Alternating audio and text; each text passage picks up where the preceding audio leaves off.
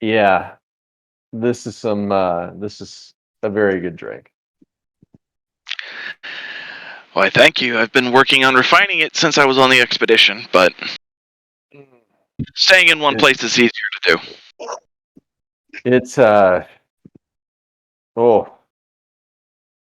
it hits like a brick.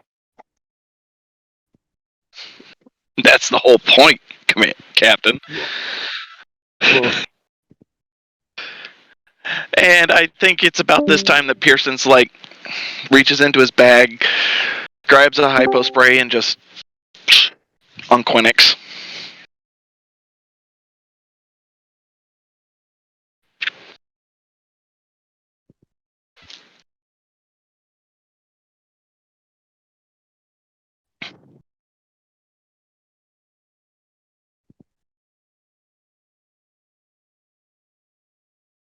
Is it working now, Quinix? Eh? I heard something. Sometimes. He heard the word "it hits like a brick," and so Garibaldi is going to regale those at the table at the bar with his rendition of "Brick House." It is karaoke night in the Big Bang Cafe, so if you wanted to sing, have at it. Oh no. DeGrasse is going to egg this on. Garibaldi, I'm interested in hearing a bit of song from you. If you're down for it. There's a classic Earth song. We'll try to find what is that? The Commodores? The Brick House on the karaoke machine.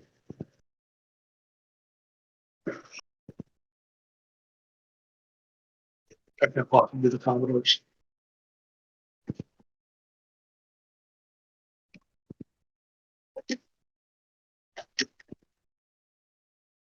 I It mean, is the you could pretty Commodores. much find whatever song you want, so up come the words. Garibaldi will attempt to sing.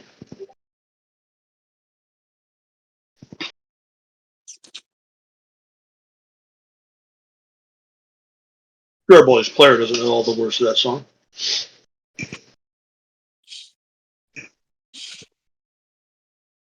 He's awful surprised he remembered it was by the Commodores.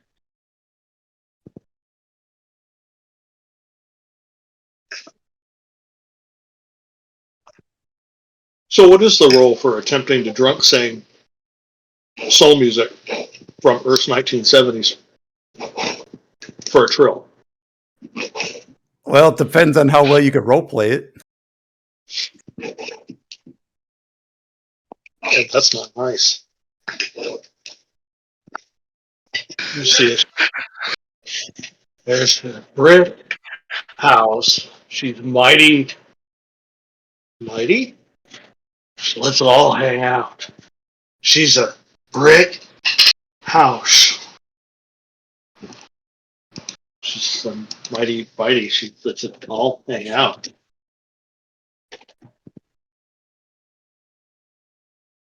Then you make me listen to look at the dead lips. She's they go point at the watch. She's stacked. That's a fact. Well put together. Everybody knows that's how the story goes. She knows she got everything that a woman needs to get a man. Yeah. This isn't recorded, is it? How she can lose with the stuff she used. 36, 24, 36. Oh, what a winning hand. And then Garibaldi passes out. I wanted to, but I just couldn't. I bet my microphone worked through all of that too. It did. I wanted give me Prez's command complication 2. Difficulty 2, complication 2. See how the crowd reacted to this. Oh, I won't even buy extra dice. Look at that. Oh. Garibaldi is a hit. Apparently, it is happy hour here at the Big Bang Cafe, and it would seem a few of the people actually knew the song as well.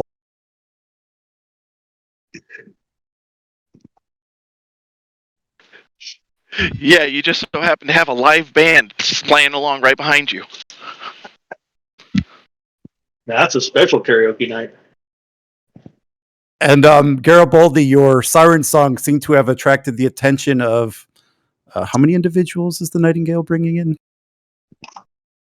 1, 2, 3. All of us. 4, 5 or 6. 1, 2. There's 6. Yeah, Garibaldi, your siren song seemed to have drawn 6 brand new individuals into the Big Bang Cafe.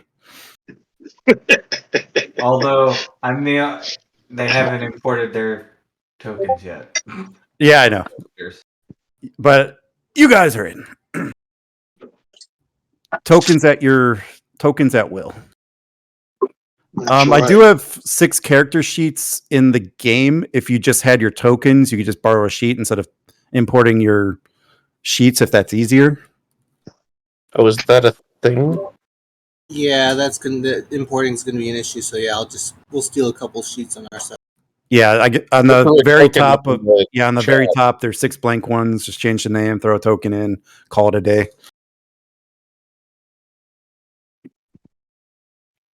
Yeah, the woman that walks in with a streak of blue in her hair will clap very loudly.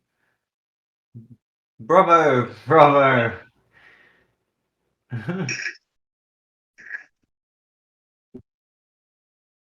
Thank you. And yeah, you seem to be inebriated.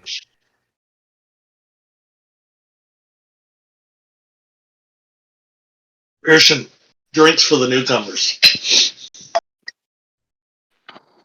Of course, and he signals the bartender for however many glasses.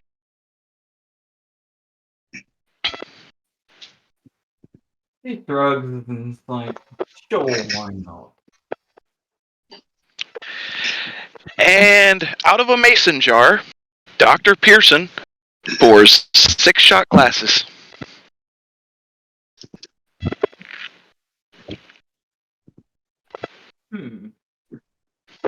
Ladies and gentlemen, your drinks.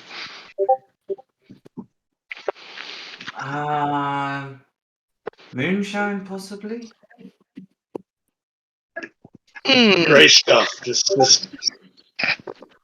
put it back. It's great stuff. She sniffed it a little bit. Are you certain it's not lighter fluid? It is definitely not lighter fluid. I brewed it myself. Not to say you couldn't light it on fire, I'm sure. That's true. I'm Probably. guessing about 120 proof, if I had to. I'll tell you this much. It is bona fide corn whiskey. She nods and she'll look at Risha and say, the problem is it'll feel like water going down your throat. She says, be very careful. And she'll down the mason jar.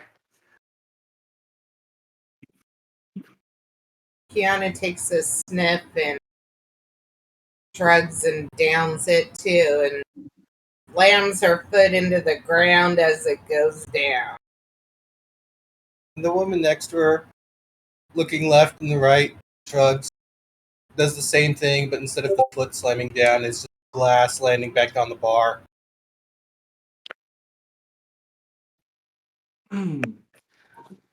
That's a lot smoother than I was expecting. Just actually ignoring the Nut. Strip grease off the plasma stuff. Oosh, there's lots of breakout. Join us. Have a Now. drink. Disesh has ignored the getting a drink in favor of making sure his name gets in the karaoke lineup early.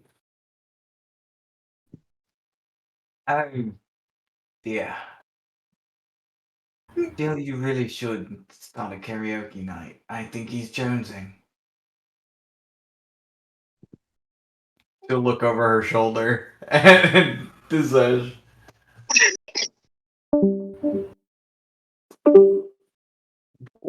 "Oh dear."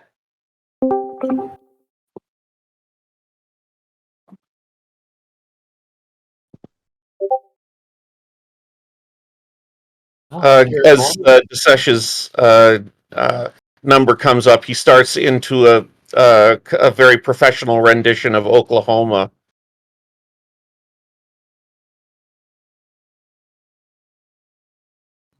As stated earlier, this is karaoke night at the Big Bay Cafe. So if you say you're singing something, I'm gonna make you sing it. Okay. Congratulations. Oklahoma, where the wind runs swiftly down the plain. What, something like that. In any event, my character has a focus in musical theater, so. But you only sang one bar and stopped. You're getting booed. Oh, you want me to look up the lyrics? Hey, I did. Yeah. All right, I'll get back to you. At the very least, for making a go of himself, Jill's going to run and lean her back in the bar and watch.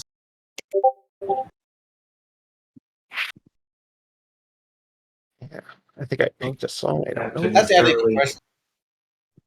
Oh, sorry.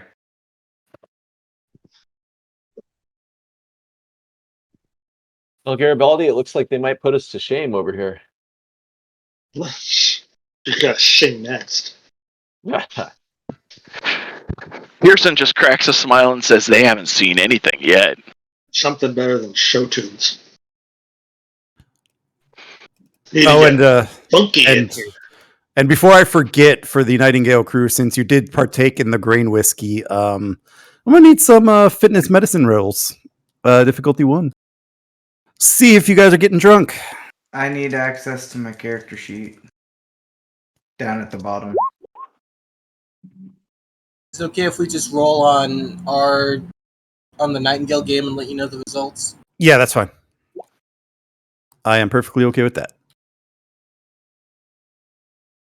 I am a master of copying and pasting, so way ahead. Yeah, well, you also have access to a full computer, so.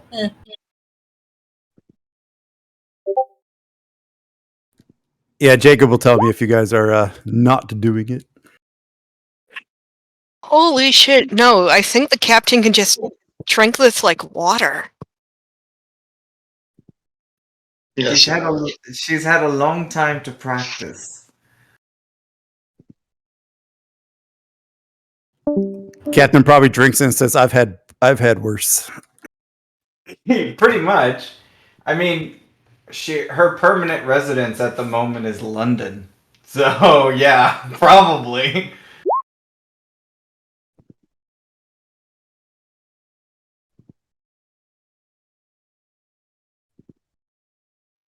She's like, the last time I had something this watered down, I was. Yeah. Yeah, she wouldn't say that. She's nicer than that. This is an actual news article. I'm posting an expedition.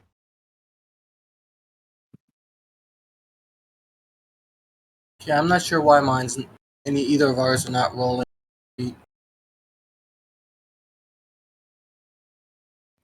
Yeah, I mean, it's fine. All right, we'll just do. If you have to, just use the D20 die roller. Roll 2 D20s. You know, it might help if I was actually looking at our sheet, not the expert sheet. So, Kiana got 0s. Jill got 2 successes. All right. Whoever got to 2 zeros, you're starting to definitely feel the drink. You're starting. You have a nice buzz going on, I would say. I'm sorry, it's backwards, but still, yeah. Jill is buzzed. Kiana's okay. Oh,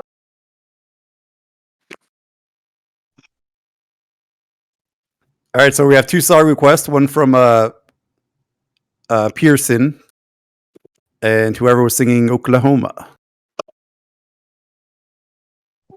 This is quite good, Doctor. Can I have a bit more? So hold the empty mason jar. It's an empty, like, shot glass, but yeah, he'll grab the mason jar and just pour you another shot. Excellent.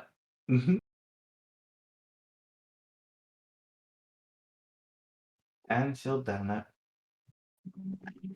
And she'll damn it. She will down it. Yeah.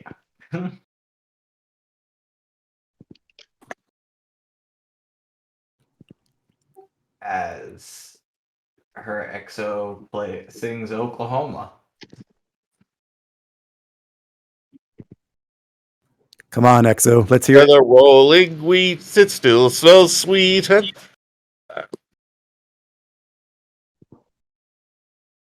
What is the tune of this?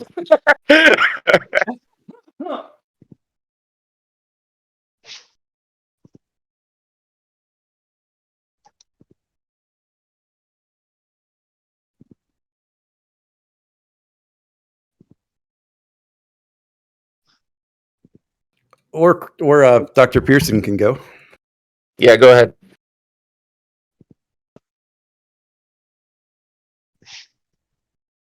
Next time we'll pick a song I know. So yeah, Pearson will get up there, and in this, like, out of nowhere bass voice, you all of a sudden hear, "In a water tower town, everybody waits. Stores aren't the only thing that's open on Sunday. Travels fast, wheels turn slow." I forget the rest of the verse. But then it gets to the chorus and it goes, "Friday night football is king, sweet tea goes good with anything, and the fireflies come out when the sun goes down. Nobody eats till you say amen, everybody knows your mom and them, and you see who loves who for miles in a water tower town." Give me a diff 1 comp 2 roll. Presence command there, Doctor.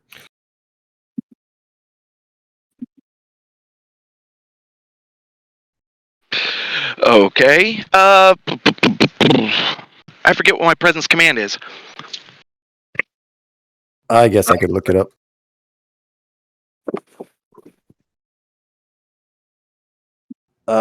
Presence is 10, command 3. So Okay, 13. so it's 13. And we have a momentum, right? I'll spend one. Oh, I'm not keeping track of any of that. I think we've got at least one somewhere. Oh. Yeah. It seems like everybody in this lounge, as more and more people come in for the karaoke night and are starting to get liquored up, it's getting a little rowdy in there, and a lot of people are cheering, woohooing. So yeah, they enjoyed your performance, Doctor.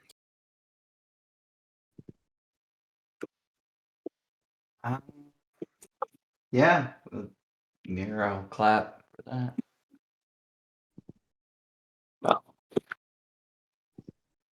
You know, Such will eventually put in for like a Les Mis song or something for his second one.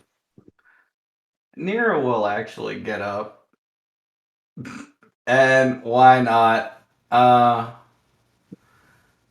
She'll look for an old song. It is from a play from long ago called Six. God. All right. I guess here we go.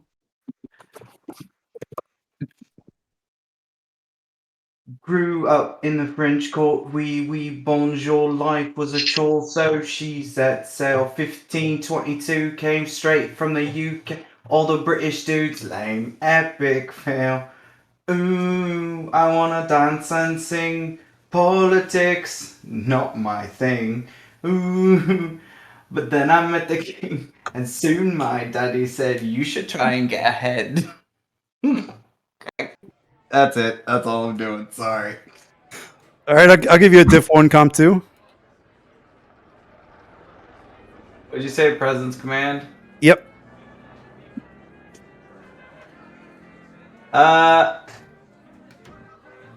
Can I use my Lorian trait to lower that?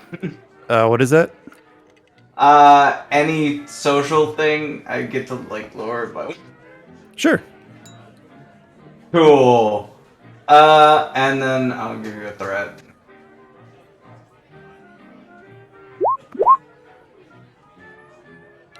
Ooh, ouch.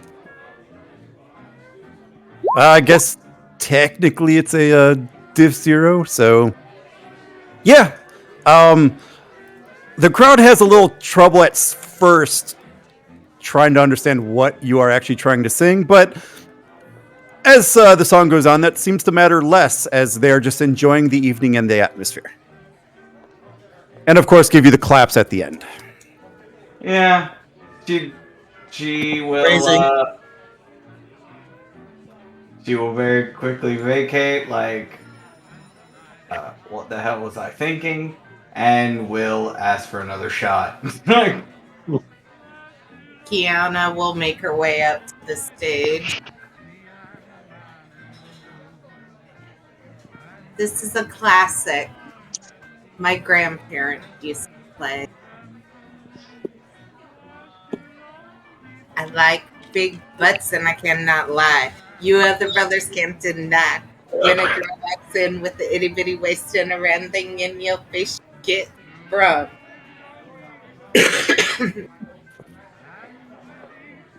Oh no. No, I'm good. That's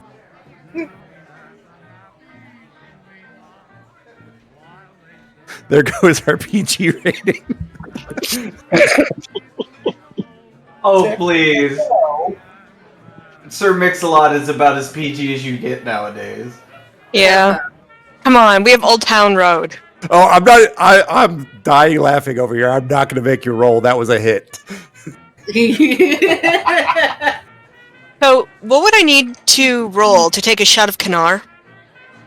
I'll probably just make this a difficulty 1 because it would appear that you are Cardassian anyway, so you're probably used to it.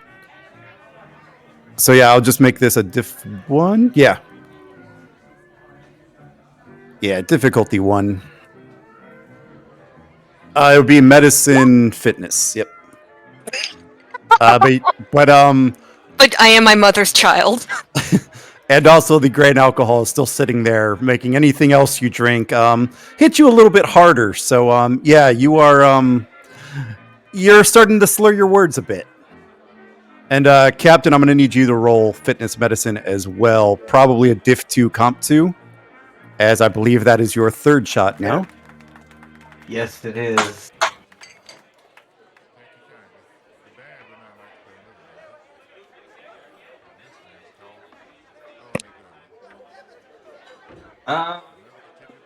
Since I don't want to look cool, if you don't mind, I will spend the momentum. Yep, it looks like we have 5, so go for it. Oh, that was the wrong thing. Yep, she's British. Although it's the same score, 10 and 4 is it? regardless. Yeah. All right, so it's probably just 4 successes because I don't think you have a focus here. No, it's just the 4. Yeah. Yeah. Pearson pours you the 2 shots, and I would imagine Pearson is getting a little worried that you're not feeling any effects of this.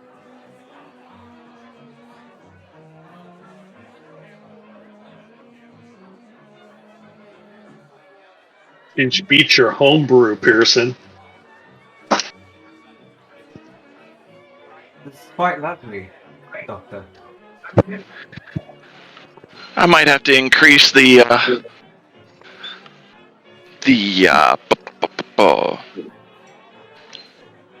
concentration. He'll look around at everybody that's struggling, like, huh.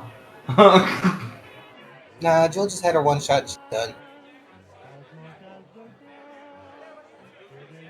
Oh, I mean, I can act drunk if that would make you feel better.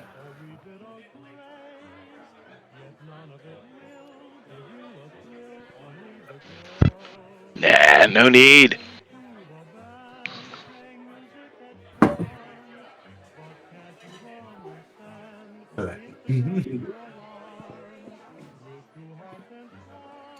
I would like another if there's more. And Pearson holds up the empty mason jar. Ah. Hmm. If I'd have known that people were going to be joining this, I would have brought more, but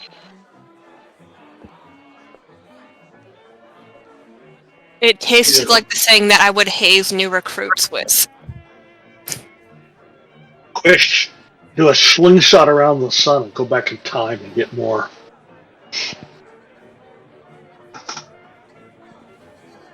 Actually, she says, mischievously tilting her head, looking at Quinix.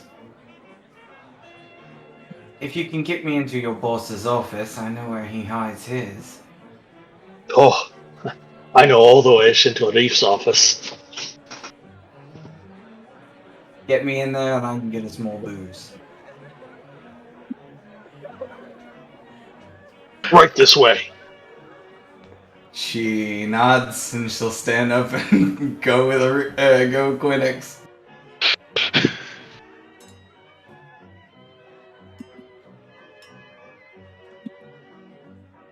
He's terrorized her ship enough, it's her turn. Garibaldi will definitely show her the back way into Reef's office. Okay, I'll come back to you two. Sesh is probably retaking the stage with a song he knows better. Oh yeah, go ahead, do yours. Have at it. Stage is yours. Okay. This is Taking seats somewhere else. What Have I Done from Les Mis. What have I done, sweet Jesus? What have I done? Become a thief in the night, become a dog on the run? Have I fallen so far, and is the hour so late that nothing remains but the cry of my hate? The cry in the night that nobody hears, here where I stand at the turning of the years. If there's another way to go, I missed it 20 long years ago. My life was a war that could never be won. They gave me a number and murdered Valjean when they chained me and left me for dead, just for stealing a mouthful of bread. And so on and so forth. And so on. Please give me Presence Command difficulty 1. That was All right, good. I'll get back to you.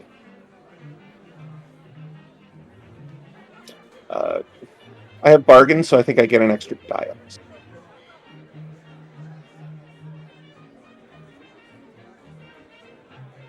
I assume musical theater applause. Yes.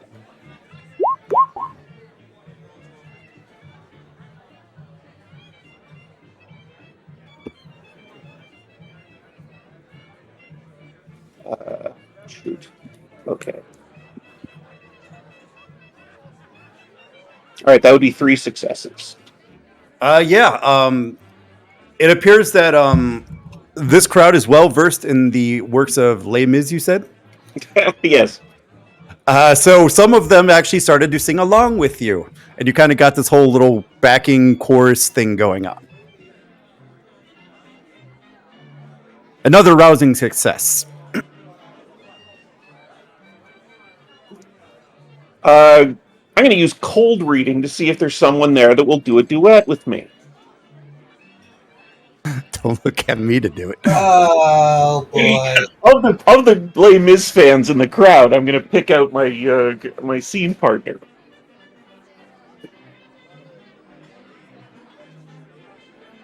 Screw it. Sure.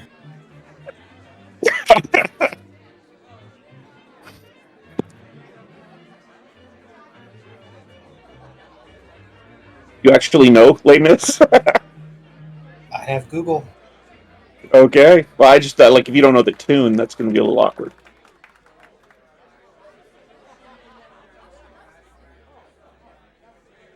In that case, If anything, I'll just do an assist.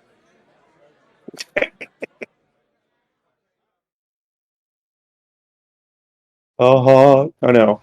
Okay. Song. I don't know. Confrontation? Do you want to be Javert?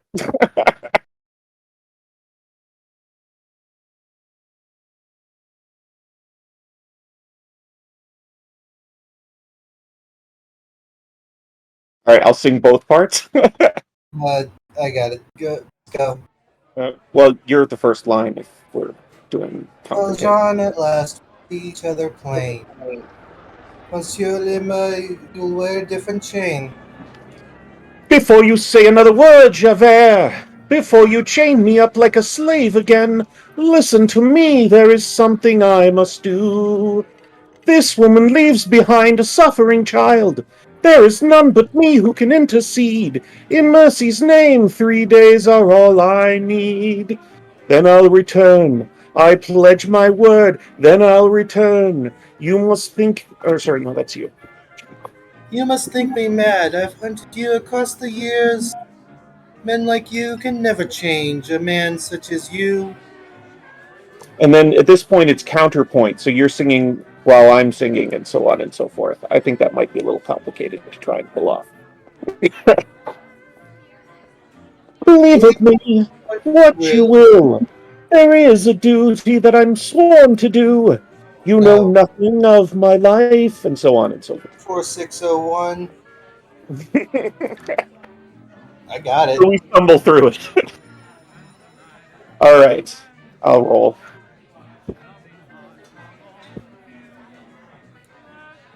You know what? What the hell? This is probably the only time I'm ever going to get to use it. I'm going to use my value of unresolved sexual tension, Lawson, in order to try and do really well at this. Oh, I can't believe I'm assisting this, but yes. I will defer the value spend to your GM because I don't know the reference or how it's applied. So Yeah, I will that's defer to fine. Jacob on that. I think my team will back me up that it's appropriate in the circumstances. At the very least, the subject of said value will back it up. So yeah, let's I give think it a that's shot. a different game. If I'm the GM, if it's my call, I'm gonna have to say no. Really? Okay. All right. Well, there you have it. Hold on. But you can re-roll that complication. Yep.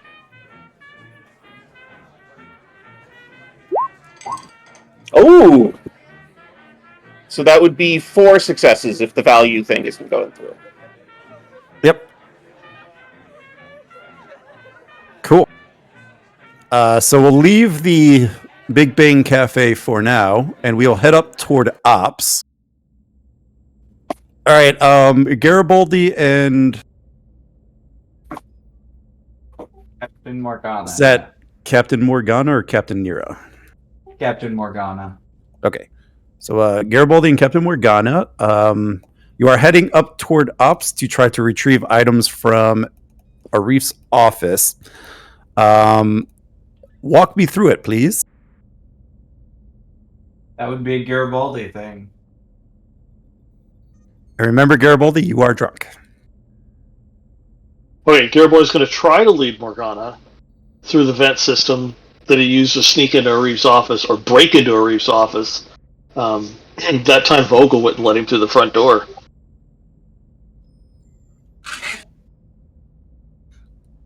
Well, I'm pretty sure Vogel is probably well aware of your stuff now and is probably monitoring it. So we're probably going to have a Vogel versus Garibaldi roll-off here. Garibaldi's too drunk to remember that, to realize any of that. Exactly. So you're trying to bypass the security, I would imagine. Uh-huh. Forgetting Vogel is now really watching Arif's office because of the last time. So yeah, you're probably going to get hit with a few complications. But yeah, just be an opposed roll. We'll probably use your security daring security versus Vogel's control engineering, I think. Okay. What's my comp range going to be? Yours will probably be 3. Ah, very well. I'm gonna at least give you a threat for bold. Ooh. And of course, Vogel spend back.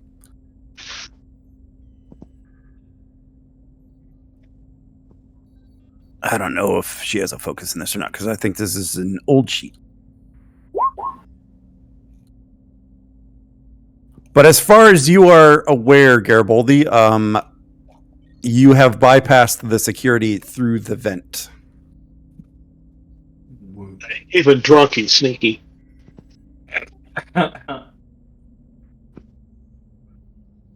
Alright, so we made it in the office.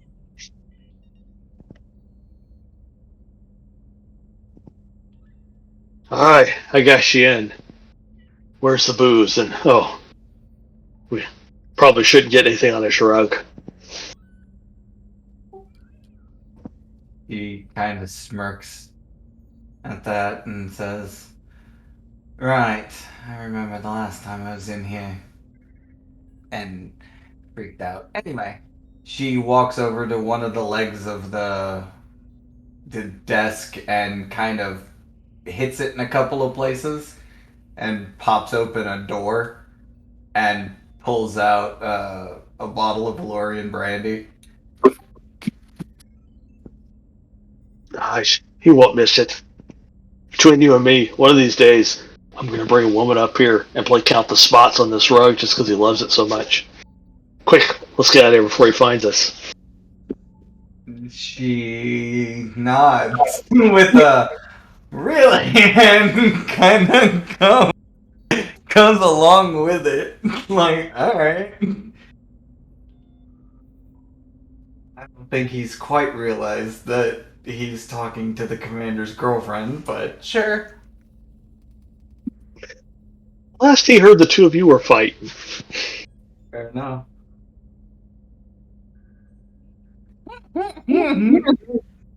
Prax, if you were having Vogel roll to observe something, what would you have her roll?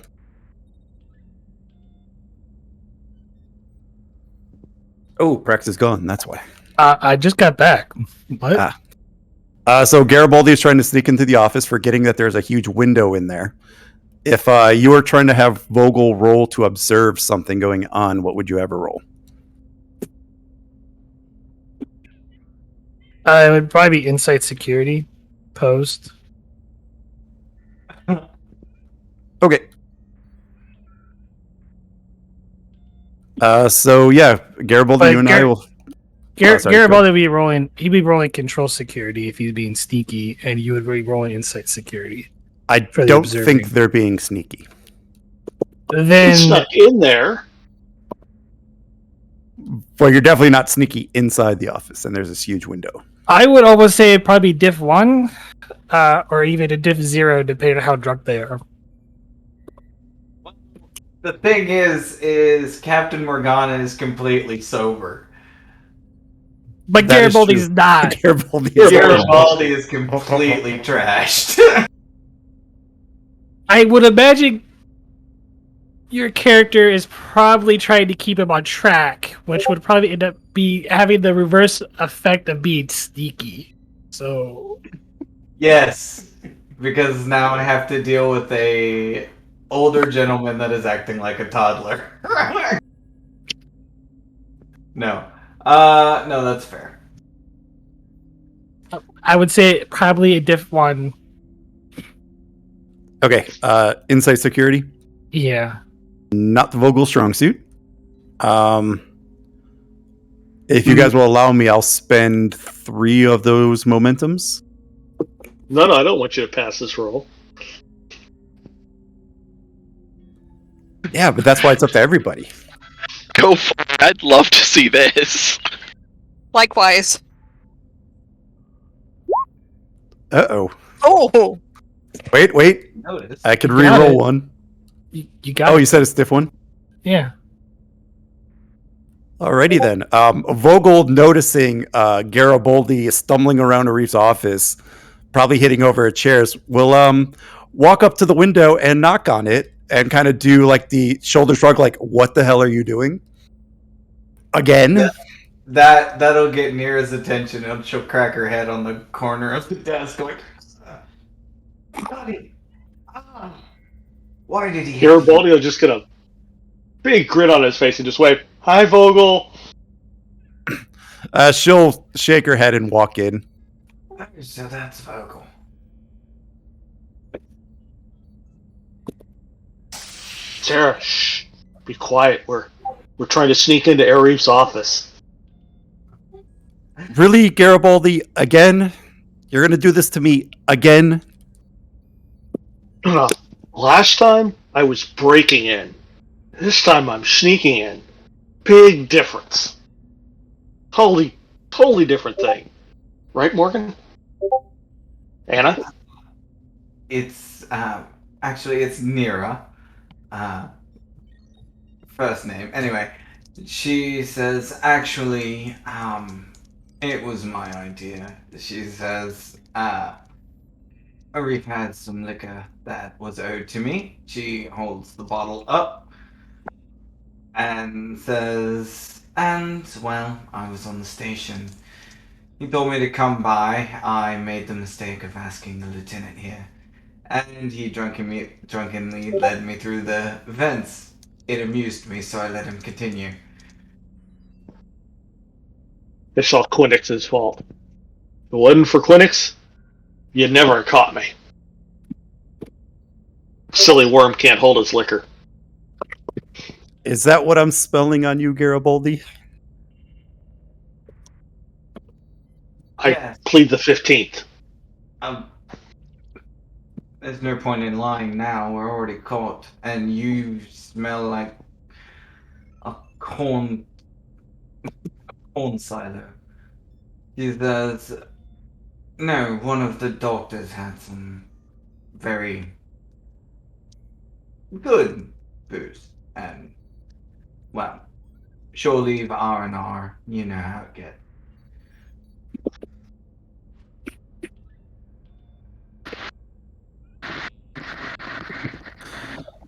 Is the refugee situation handled? Absolutely. They're snug as bugs in a reef's rug.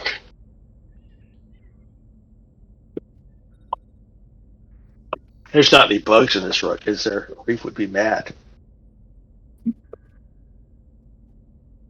So Garibaldi will get down on the floor to make sure there are no bugs in the rug, and then roll up in the rug. And as this conversation is going on, the door opens to find a very surprised Commander Arif.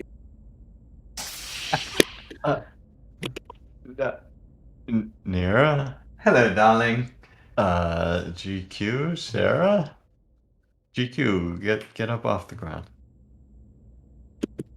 Nope, Garibaldi is going to squinch up inside the rolled up rug and pretend that Arif cannot see him. He's had. I'm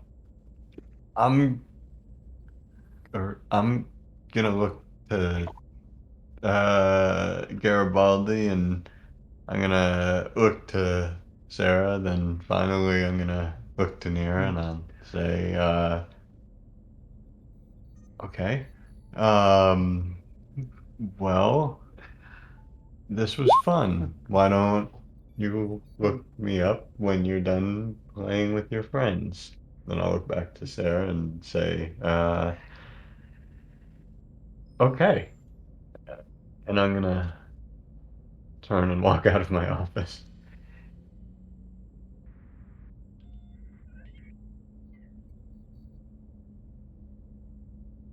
Garibaldi will get up out of the rug at that point and say, he didn't suspect a thing. Garibaldi, what am I going to do with you?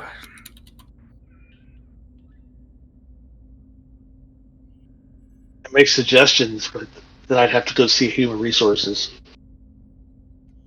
Come, Nira. Back to the inn. Tavern. Bar! Back to the bar. And the Garibaldi will head out through the vent system again. Nira will look at Sarah and say, I'm sorry, I'll meet him at the entrance. She says, and she'll take the bottle, kind of kick close the little door, and walk out the actual door and wait for Garibaldi. And as you both leave, Vogel Tapper combat. Vogel to security. Can we get somebody up here to fix the security in Arif's office, please? It's the third time it's been broken into already. And yeah, wherever Mira will meet Garibaldi, you two can meet there.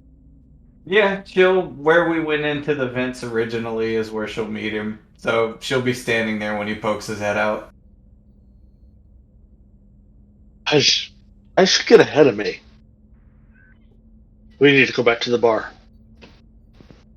You didn't know this? When Alorians reach about 200, we get super speed. Huh? Yeah. That explains why that's what explains why Arif is everywhere. Exactly. If I'm that old, imagine what he can do. That's scary. I should probably stop sneaking into his office. Probably wise.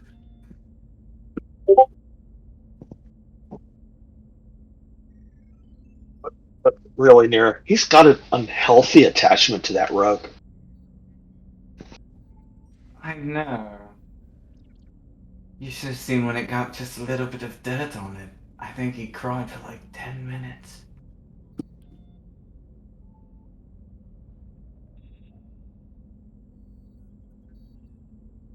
We should put that on social media.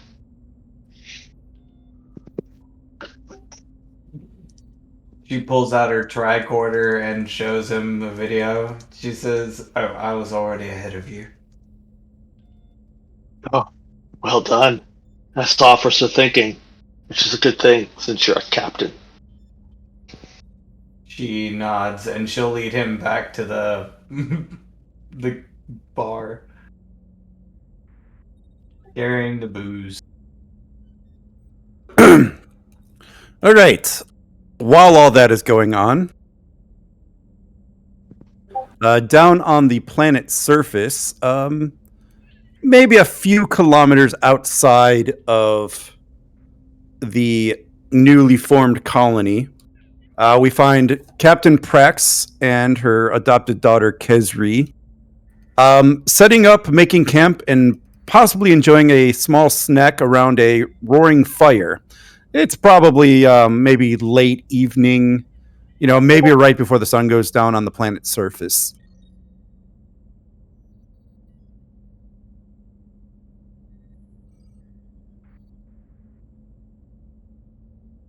If Captain is back. No, I'm here.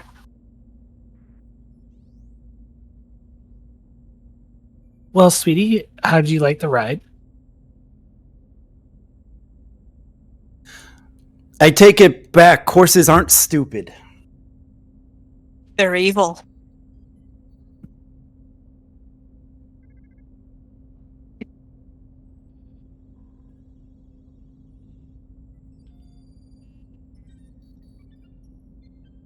Well, I'm glad you're enjoying it.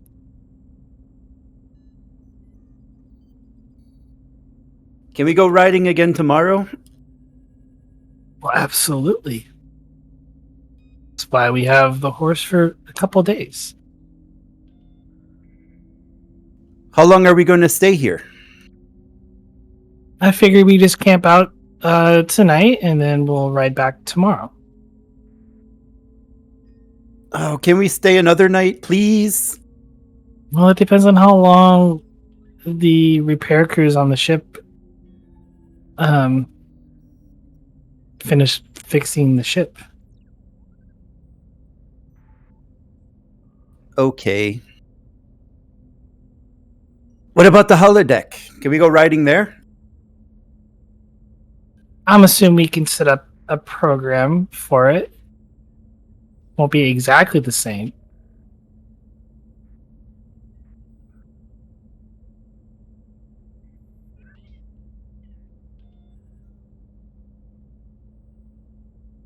Mommy, what's a s'more?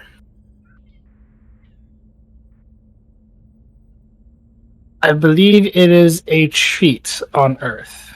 It is a sweet substance they call a marshmallow, chocolate, and a graham cracker, pushed together into a sandwich. And your daughter's eyes are basically wide with like excitement. Can we make some? Unfortunately, I neglected to not think of that possibility. Where did you learn about s'mores? I looked it up on the computer when you talked about camping.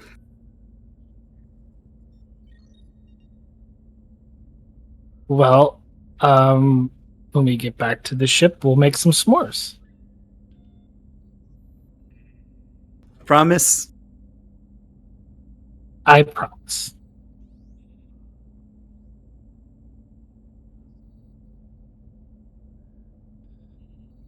Anything else you would like to do, Prex, before we head up to the drunkards?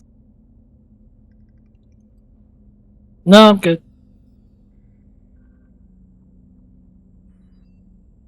Alrighty, Morgana and Stumbling Bumbly Garibaldi head back to Yep. to the Big Bang Cafe. There's a whole group up there singing now. One of those very incoherent, they've been drinking for a few hours songs are playing. You know, something you might hear at a sporting event. Perhaps at a Parisi Squares tournament or something. And the whole place is just lively, action-packed. Everyone seems to be having a good time. Yep. Maybe you hear Freebird playing Garibaldi. Freebird! Nero will walk up with her hand held high with the booze. Stolen. Not stolen. We got in and out. Nobody saw a thing. Except Vogel. And Arif. Maybe half the people working ops. But other than that, nobody saw a thing. Well, there was that crewman in the hallway as well. With you explaining out loud how we snuck into the commander's office. Okay. Sneaking is better than breaking. You are quite the operative, Lieutenant Garibaldi. I modeled myself after what's his name? Guy was named after a book about birds. Yeah, that's what it did. Right. She'll turn to the other three gentlemen. Right. Drink?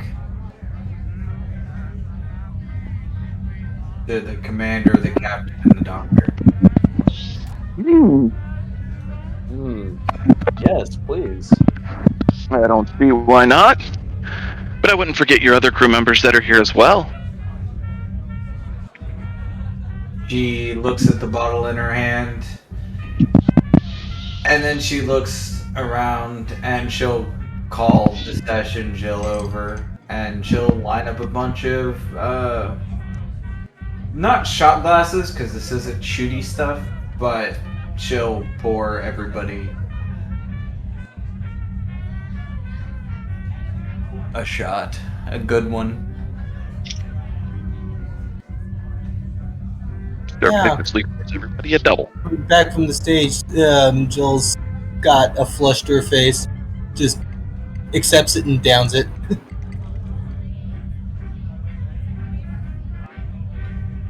You see, sorry. Go ahead. You see Mosette like do the head trauma finger test, where you put your thumb to each finger, and then immediately go for a shot. Yeah, the captain will drink hers slowly.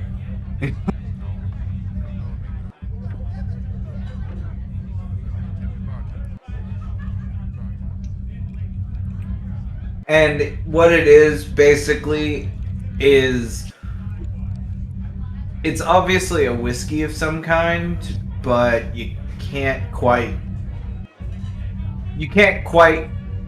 get what fruit it is or what grain is used as well, because they don't exist anymore.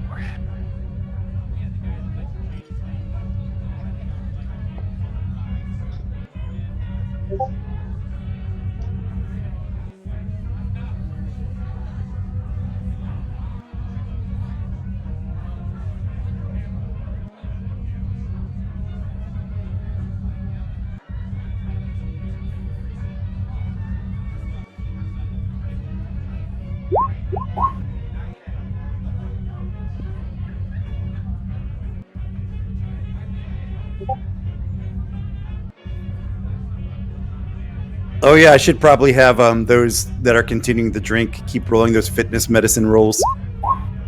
Mostly because Mosette, I think, failed again, so you're really starting to get drunk now.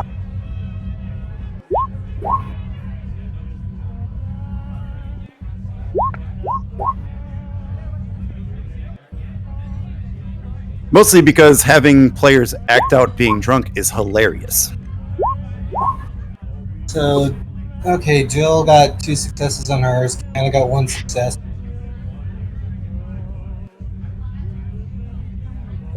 As his crew gets progressively more drunk, Desesh starts to get a little den mothery and acting as designated officer, making sure that Mosette is, okay. The irony. And there's probably another glass of water slid in front of her. In a sense, isn't this just the whole political situation in microcosm?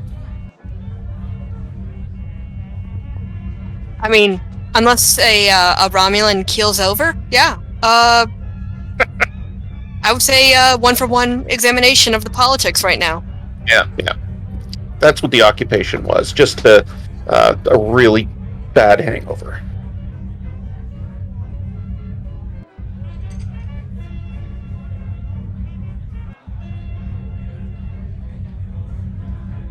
Here's to the Romulan Star Empire for finally imploding so we can have half our original territory back.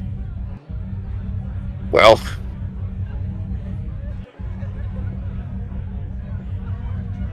the mineral water gets clinked.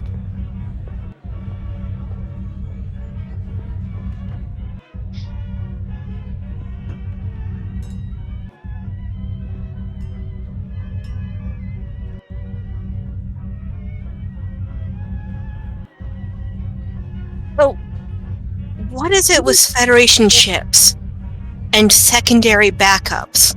They don't seem to work. Well, in my experience, and bear in mind, I'm a doctor, you need backup for your backup. Because, I mean, what happens if your primary and your backup goes down? No, let me explain. Like, with every engagement, there was a death that I could not understand until I saw your consoles and discovered that they could explode really well. Like, why don't you have a circuit breaker to prevent that? Oh. It has to do with the efficiency of plasma conduits within the system. Ours are primarily science vessels. And she just looks at you, incredulous. Right. No. What I heard is that the exploding consoles, it's a survival the fitness test designed by Section 32. Now you're sounding like a Klingon. I like Klingons. They're cuddly. Well, they aren't putting your people to work in shipyards, so tomato, tomato. Desesh raises an eyebrow at the Irony. comparison, but doesn't say anything. Bill just rolls her eyes. The Federation ship's primary power system is warp. Your typical circuit breaker is designed for an actual electrical conduit, not a plasma. It's an unfortunate side effect of having warp power the entire ship. Fusion cores as a primary power system for everything. It allows us to redirect power more effectively, but it does come at it.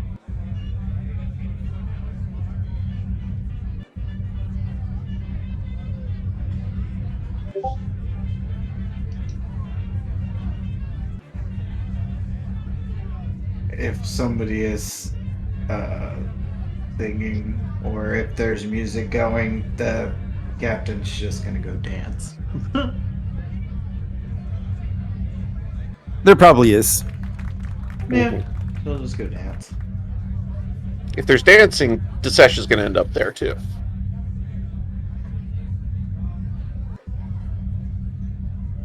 So you just do that in public?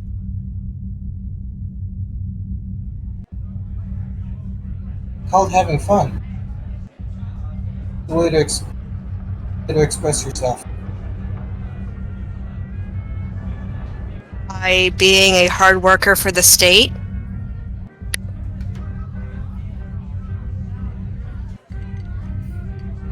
If that's all you request, Bill shrugs. The more people find entertainment, duty. There is a human saying: work hard, play hard. Sorry, who said that?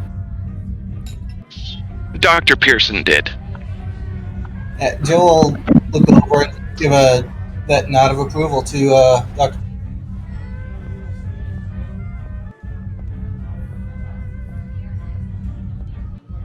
Well, that explains the whiskey. Well, Miss Mossette, what do you like to do on your off time?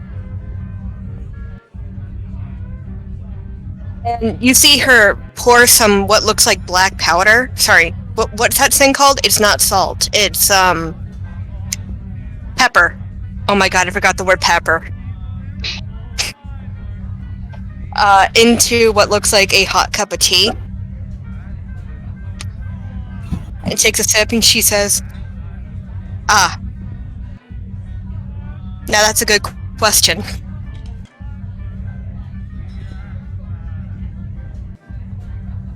There's an old saying on Prime.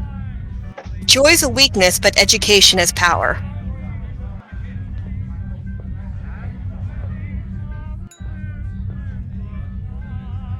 And I was a fairly good student. Well, then let me ask you a question. What if you get educated in joy? Then you become a hedonist? And you fail the state? You're only half right. How does being a hedonist fail the state? Still performing your duties. Why would you not allow to be? Why would you not allow to have fun? You put all your time and effort into your own pursuits, then you're robbing the state of your work. But if your pursuits are to improve the state, different.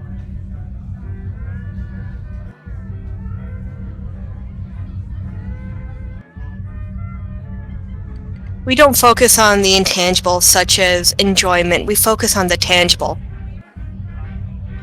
Oh, but not intangible doesn't mean it doesn't have value. I look around. Everybody here is enjoying themselves, and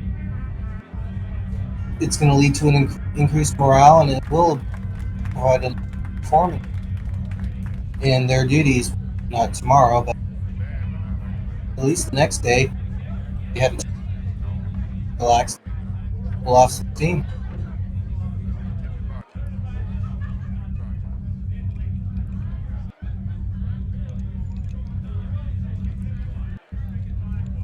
We largely kept up morale through punitive means. And she coughs. There's a frown on Jill's face hearing that. That might encourage people to work, but it doesn't encourage people to work well.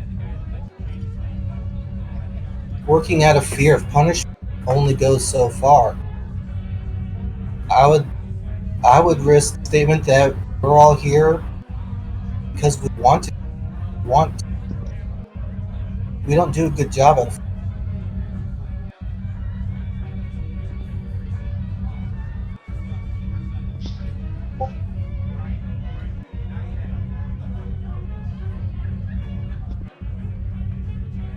So, in essence, why do you want to do this?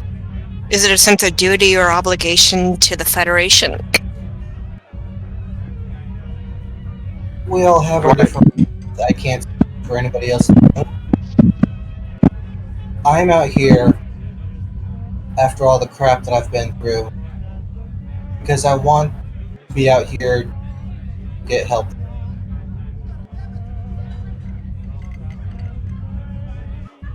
I'm a doctor here on this station. For me, I enjoy helping people. I wake up in the morning and I go to help people. Sometimes people can consider my job fun. It's a way of looking at it is what it is. From what I'm hearing from you, it sounds like you went to work to avoid personal harm, while I go to work to help others.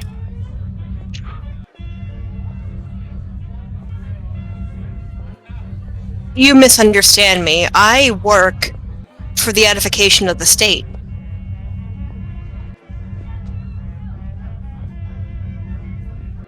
Yes, but is that why you want to be good at your job?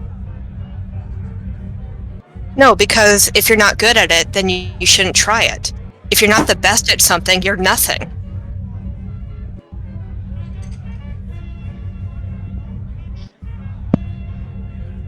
I believe I can honestly say that the best security officer I have personally met was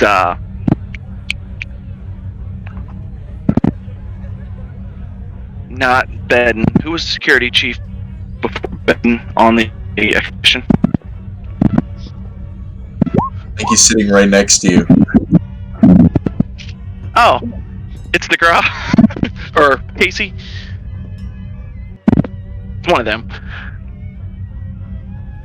Is actually, and he points at security chief. Well,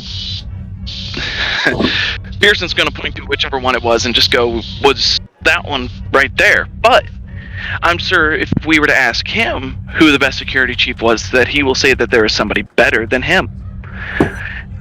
You can't consider yourself the best at something because there's always going to be somebody better than you.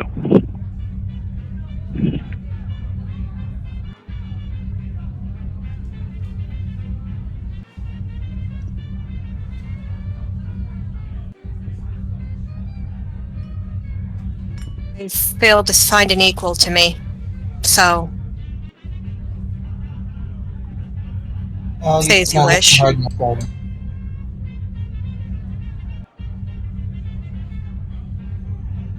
But that line of thinking is not the same out here. Within Starfleet, there are specialists in the field. There's also a great number of people that are good at a larger. We all basic training in many fields and specialties in others. I myself, I've gone through specialties of. I also have skills in science, tactics. When we're out here, we're largely out here by ourselves, and having a group of select specialists vulnerable to other things, so we have to do that with other skills. If you're the best at one thing, 5 different types of problems, how are you going to attack the other 4?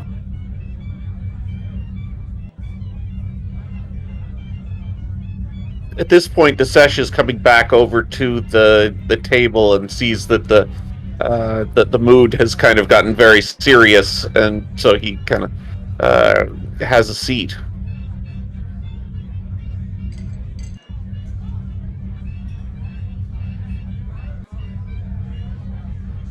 This seems to have gotten deep. Just a slight philosophical debate. Difference of culture, mainly. I see.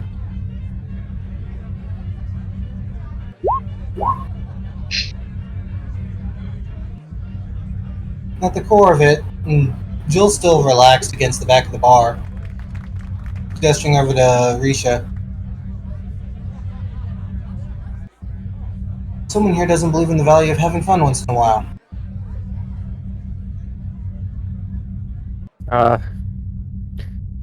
Yes, That wasn't what I said.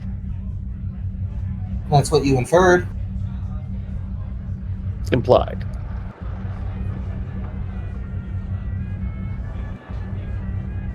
There was like a slight smile in the corner of her lips when you realized that that's what she was going for.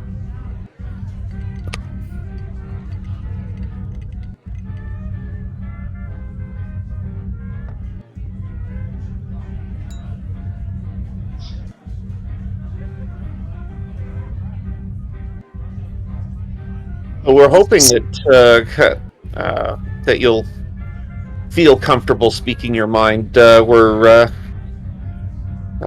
expecting to hear more from engineering in the future.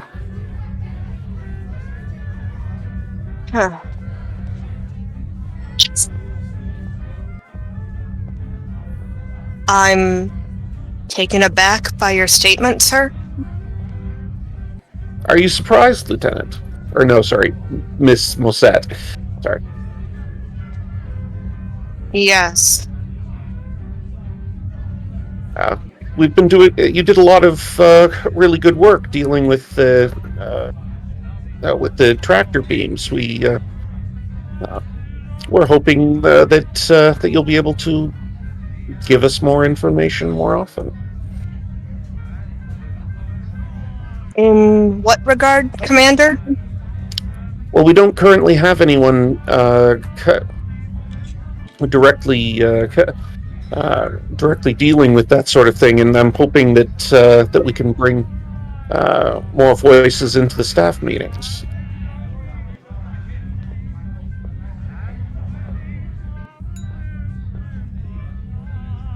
Forgive me, you must be mistaking me for someone else. I am not an officer in any regard.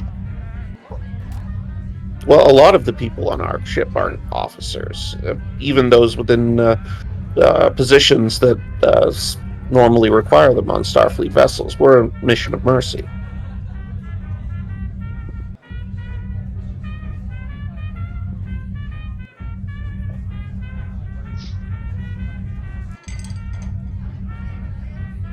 Does it make you uncomfortable? No, I'm... And she's trying to find the words for it. Unused to this.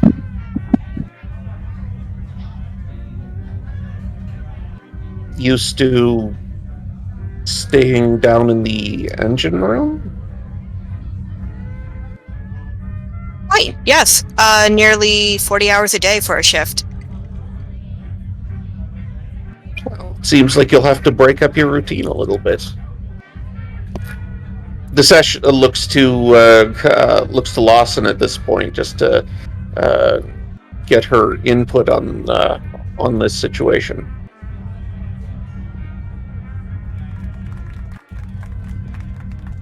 Take a breath. So said, you have been very helpful in tackling problems that we've been across. You've been Sorry, given a my computer's breaking up a little bit. Oh, sorry, it might be my side too.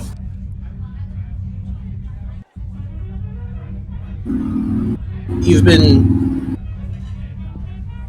being given a chance to give your input before when we're deciding how to tackle many of our problems. Instead of just following through with an idea, you're being given a chance to help form the idea in the first place.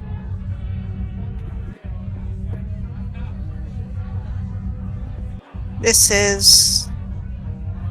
And you can tell that she is genuinely confused by the prospect. Highly irregular. The captain will start walking over and say, "Right, sorry, don't mean to cut your leave early, but I needed back at Azorius again," she says. So, come along, everyone. We have to get at least some of you sober. Jill will straighten up, maybe take like a quarter stumble, and then straighten the uniform again. Of course, Captain. Masette's probably the drunkest looking one. Oh, here. yeah, no, she is completely hammered. Yeah. So Disesh is going to, at this point, sort of become Masette's buddy and just say, like, we should really get going, and try to escort her to the transport room. Yep. Gentlemen, it's been fun. She says. She'll look at Garibaldi and smile and say, "You may want to work on getting your friend to be able to hold his liquor." Why, of course. And you, I look forward to trying the new recipe next time I come through. Have to try and make one to your liking. Nods. And she'll lead her crew out. Like, yep, time to go. How trashed is Risha?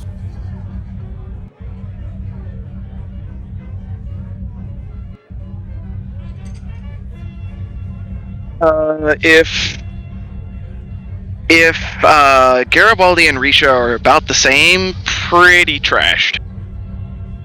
Alright, chances are it's Sesh on one side, Jill on the other, walking Cardassian out.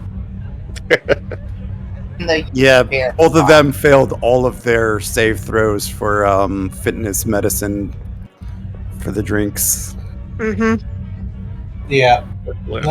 Jill's buzzed, but she's not unstable. Well, night, guys. Enjoy the rest of your game. Good night. Night. Night, everybody. Night, everyone.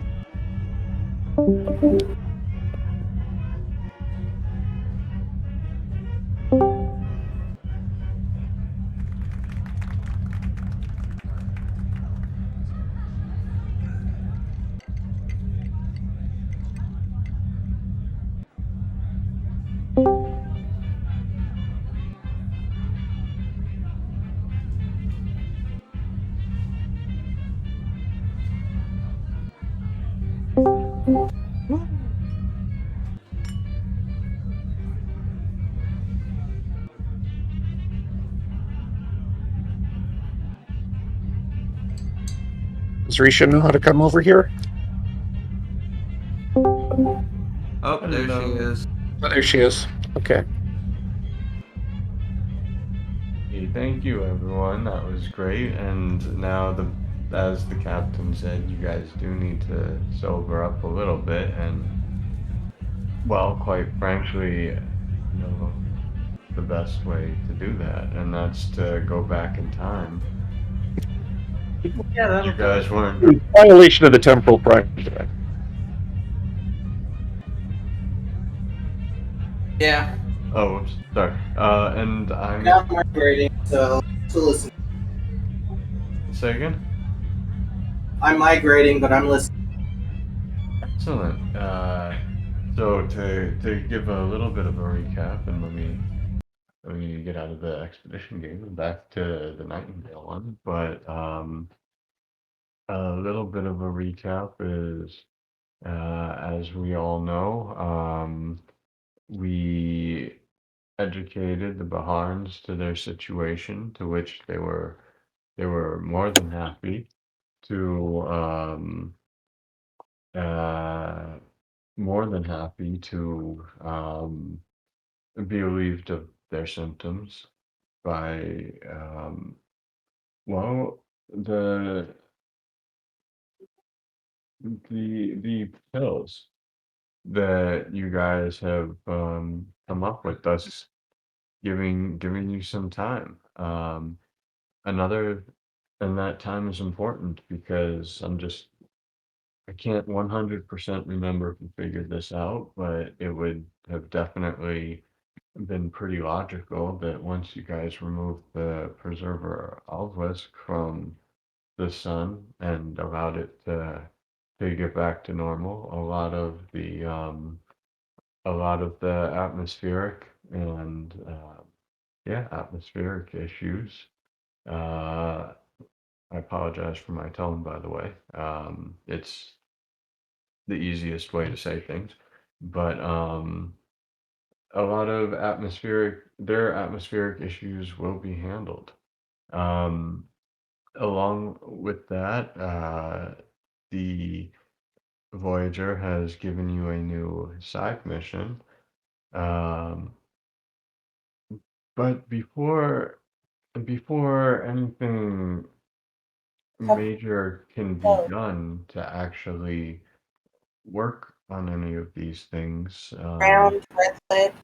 it is always good to have a period of reflection, and I think that's what the next little bit is going to be about. I know that uh,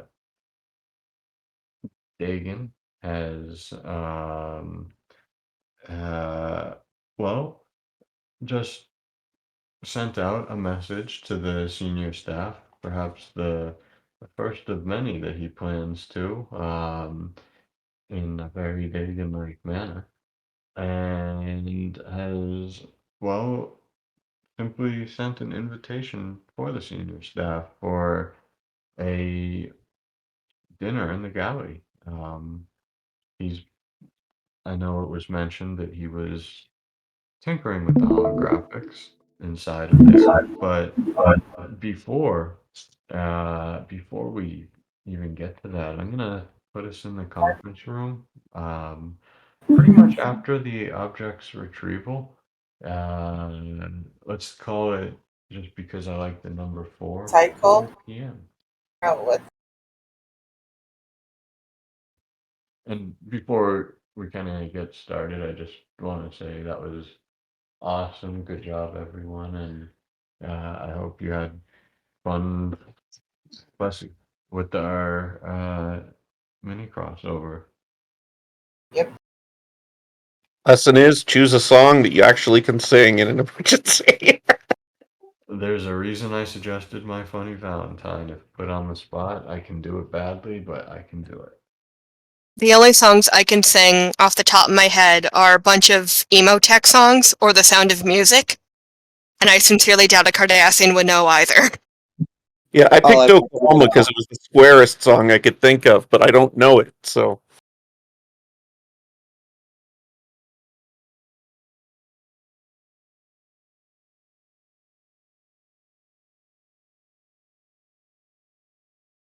Yeah, I just chose my favorite song from a musical.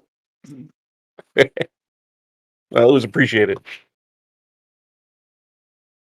I normally can sing much better than that, but yeah. So this is pre-drinking, so nobody's hungover, right? We're just all gathering after having done our big tech uh, climax at the end of last session.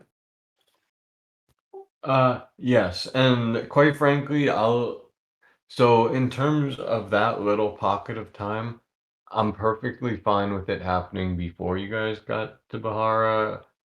If you want it to have been a flashback, if you want it to still be in a flash forward, um, that's fine too. The one thing I'd say about if it's a flashback, just disregard the reason the captain pulled you out of there, because that wouldn't make too much sense. Forward. I think it could be the indeterminate future. Like we're right after our previous incident. We can just have that happen sometime between this session and next. Signed, sealed, and delivered. So yes, you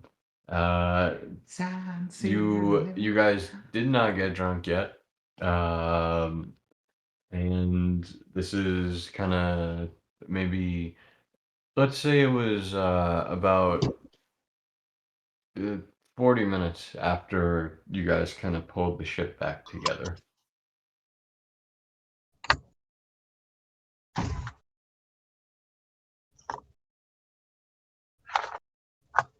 Okay. All eyes go to the captain. Yeah, I love how he does that.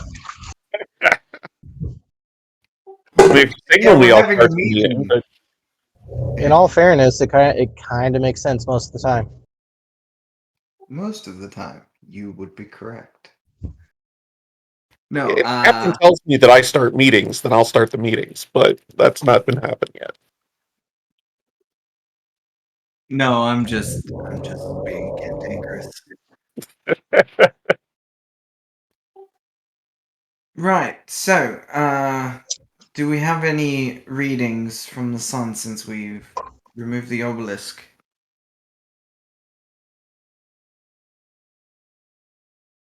I think there's still go.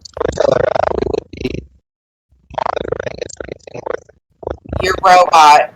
Whoa! You're very robot. Pull out my browser. Okay, how am I now? A little better, but you sound like you're a part of the techno union still. I was going for the. You're good. Yep.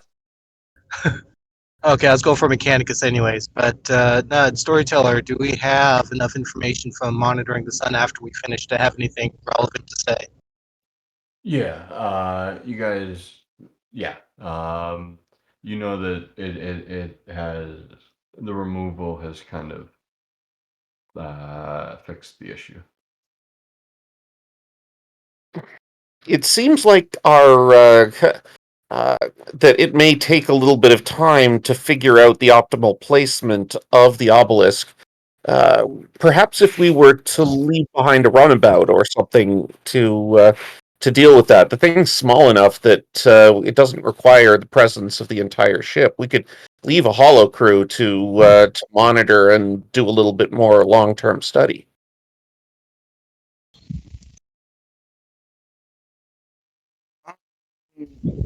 Would think that leaving it out in the middle of dark space with a shuttle full of a hollow crew wouldn't be all that terrible. They could catch up to us in relatively short order. Right, and that being said, we should probably head back to Azorius.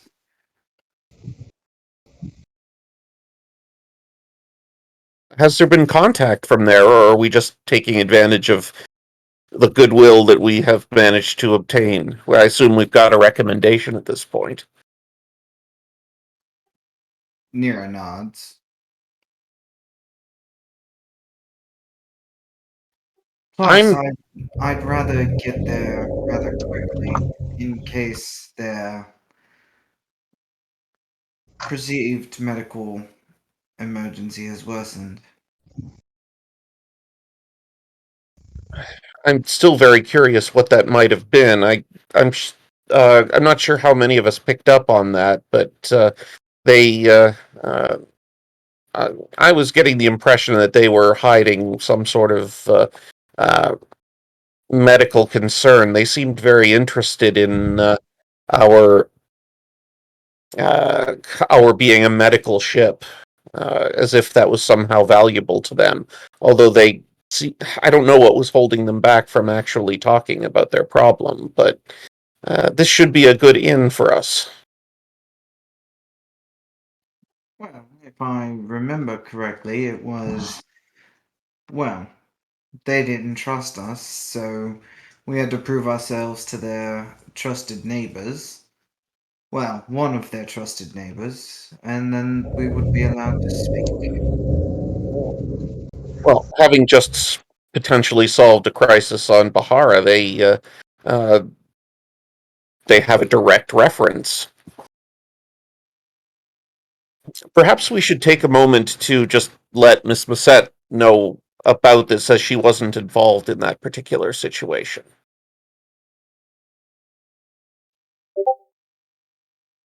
He'll nod and turn to the chief science officer. Hopefully. Because I am more Mechanicus. Yeah, we're getting. Flesh is weak.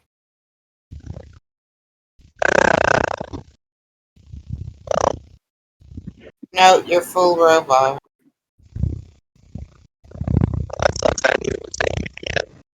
Not even droid attack on the Wookiees level.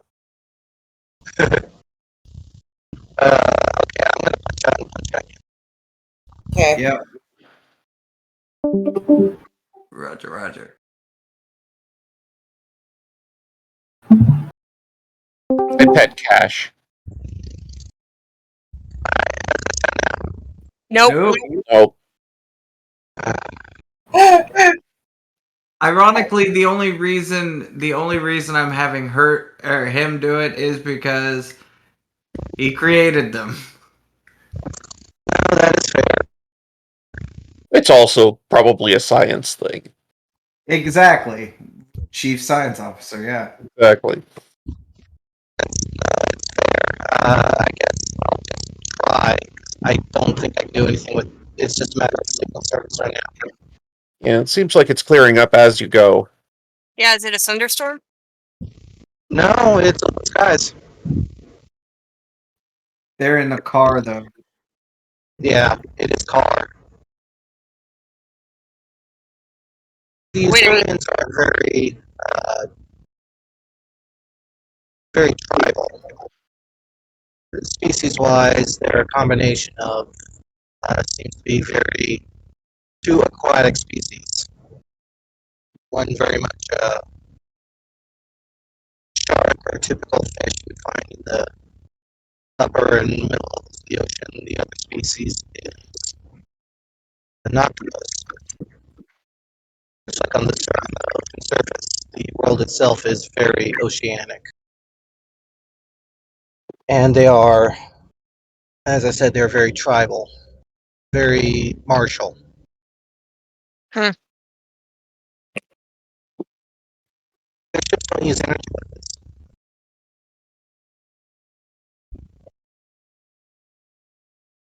Yes, we had a first contact with Azuria, and it went somewhat well, although they seemed to be resistant to give us access to sort of their central power structure. So we took a detour to Bahara to try and get their recommendations so that we could deal directly with their leadership.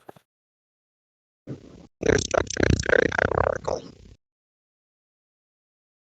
At the time that we were meeting with them, we were received on the same level as the captain.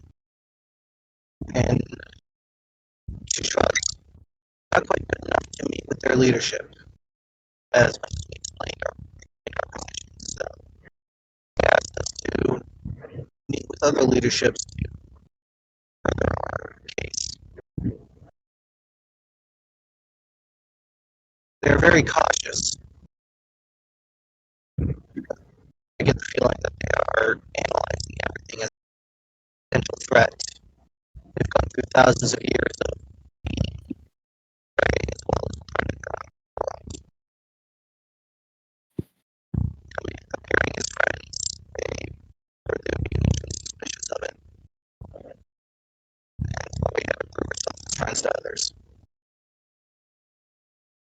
So, what you're saying is that any false move may lead to irreparable political associations? It's not a guarantee that a misstep will cause such a problem, but it does have a very high chance, depending on the circumstances. Threatening movements. Apparently, holding weapons was not a problem.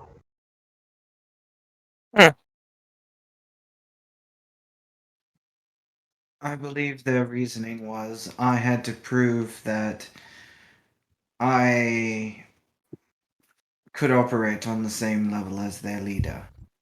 As the captain of the starship, it wasn't enough. Yes, they seem to hold their starship captains in a different regard versus their governmental leadership. Perhaps something of a caste system. Yes.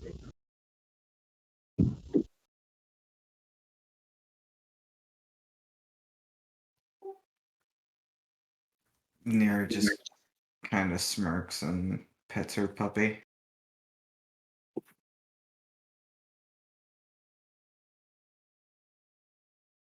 That is the short version of it. Very defensive, very cautious.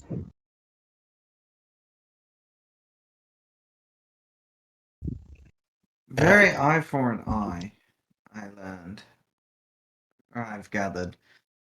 She says, considering that it was the death of the Hirogen that, well, seemed to sate them in the first interaction.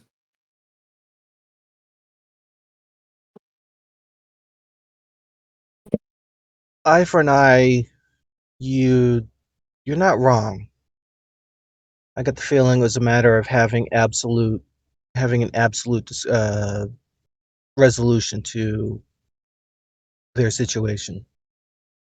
The circumstances that we met the Azurians was a Hirosian ship had captured one of their larger predators. And when I say larger, Jill will tap on the console, and she'll put a schematic of the Prometheus up, and there'll be I believe it was a 15-meter long shark that was trapped inside the Hirosian ship. It took one of the younger predators, and there's a scale. He said, oh,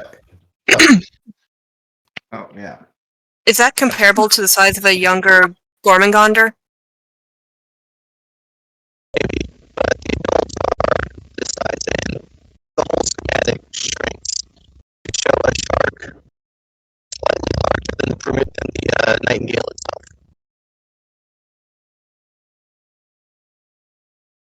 This is full grown. Possibly.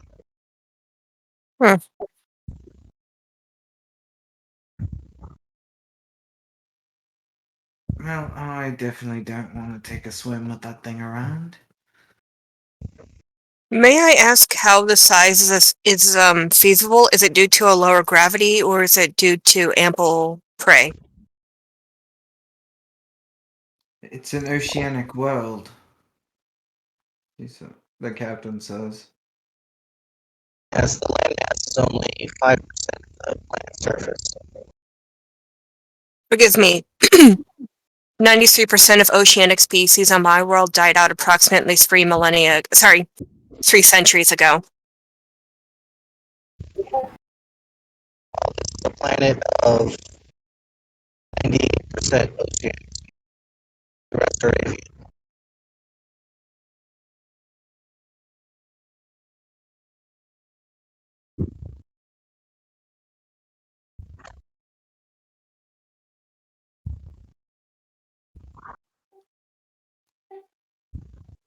So, with the planet evolving the way it is, really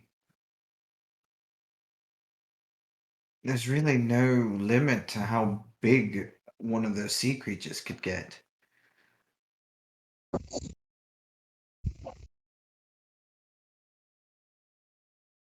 that's only one part of the Missourians. As long as we stay closer to the cities, it seems that they have enough of a deterrent system to prevent something that big attacking their civilization.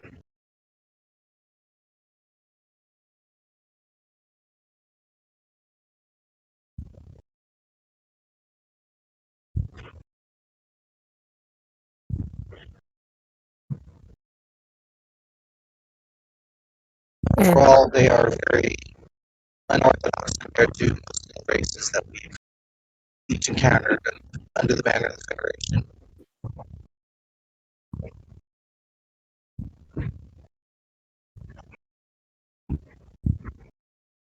Really, I appreciate that they seem to take pride in their prowess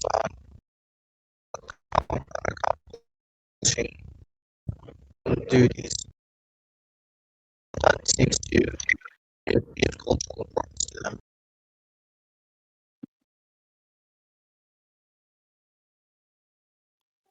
Needless to say, I hope you're not scared of being under the water.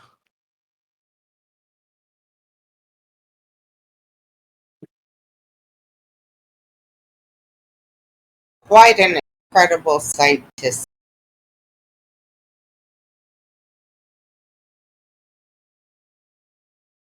How much longer do we have before we arrive?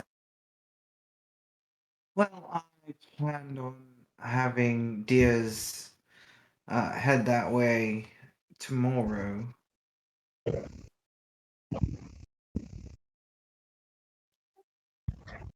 Give us a day to breathe before having to immediately dash somewhere else.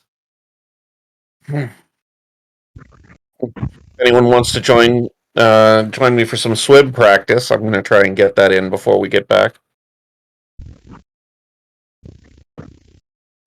Is this a bad time that I actually wanted to establish my character didn't know how to swim? Go for it.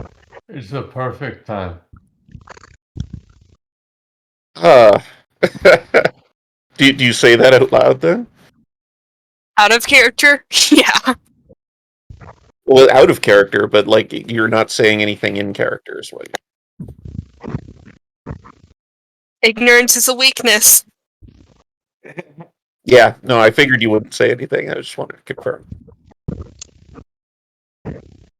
You wanted to give me a stay of execution. I thank you for that.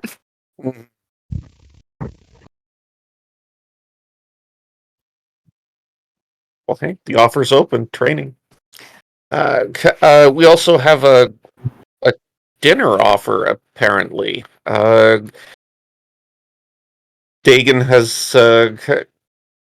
set up some sort of meal gathering. I'm not really sure what it is, but in the interests of keeping up the sort of social calendar of the ship, if anyone is interested in going, I suppose I'm going to make an appearance. What is this occasion? It's going to be nice. Nero will smile at Moset, realizing what kind of person that Moset was or is, and she'll say, mandatory team bonding, she says. This raises an eyebrow at mandatory, but otherwise sort of nods. Yeah, we have a bit of a social calendar here at the on the ship, and Sagan has put together an event. So Yeah, I was wondering if you would take a turn at that, but yeah, well, we did. Give him a few points. yeah, we didn't get that, Jason. Yeah, it's about time he took a turn at that. Hopefully, he took a few of my pointers to heart. His Hasperat was pretty good, so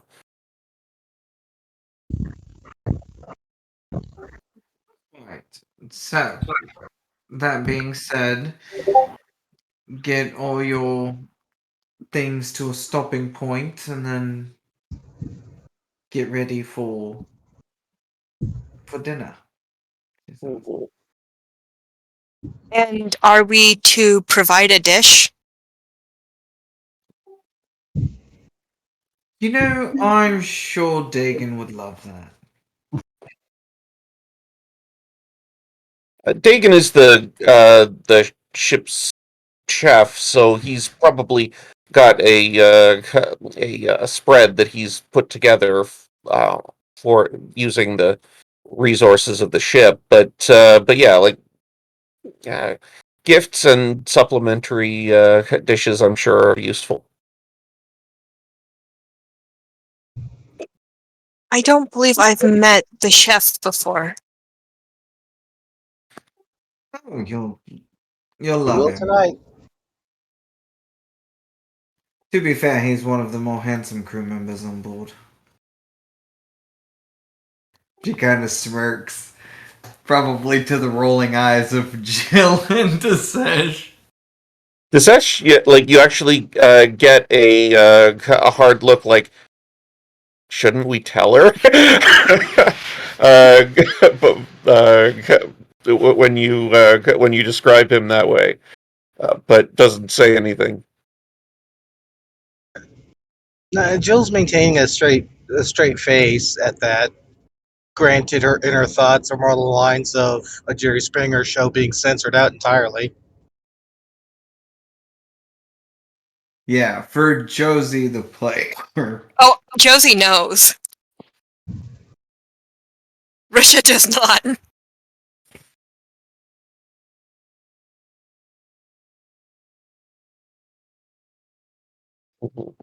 All right. Well,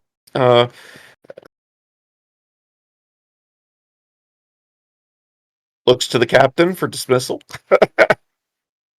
She's petting Ari and then looks up and says, dismissed, everyone. It's Musette, if you could remain behind. The captain Jill will Head to her department to wrap up you. We're headed back to quarters to get.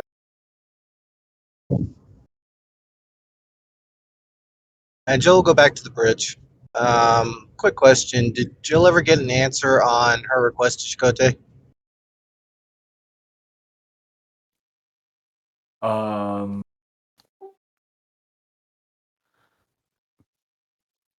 Pending. Give me a sec.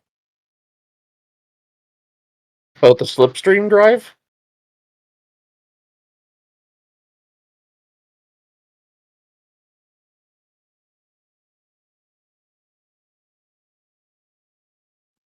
Let me set up the conference room for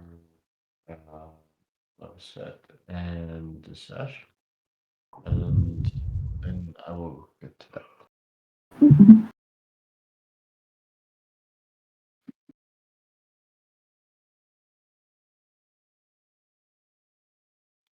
As everyone does kind of stream out a little bit, save the XO, Miss Moset, and the lovable Cash.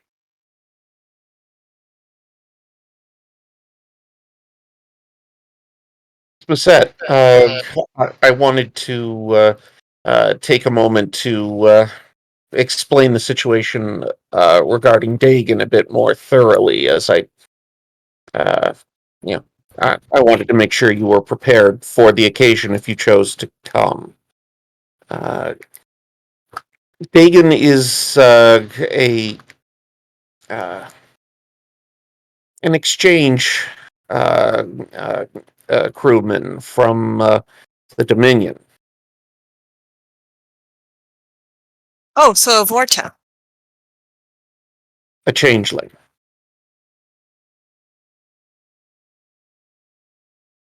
You'll actually note that his appearance commonly is taken from Commander Arif. I don't know if you're familiar with him, but he's been on the ship several times. But if you run into them, Dagon is generally the one not in uniform.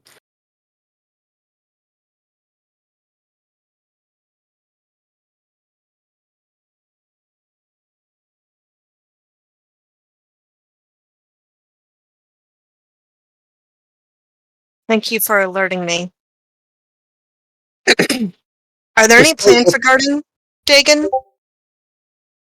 Dagon is here as a diplomatic effort. His is an attempt to create better understanding, and it is my understanding that Dagon is somewhat unique amongst his people. Despite what the captain said, these sorts of social occasions are not actually mandatory. If you find the prospect of this uncomfortable, you will be accommodated. But I wanted you to understand what's going on. There's like a brief there's like a brief moment where like something in Mozette's mind does not compute. You have permission to speak freely.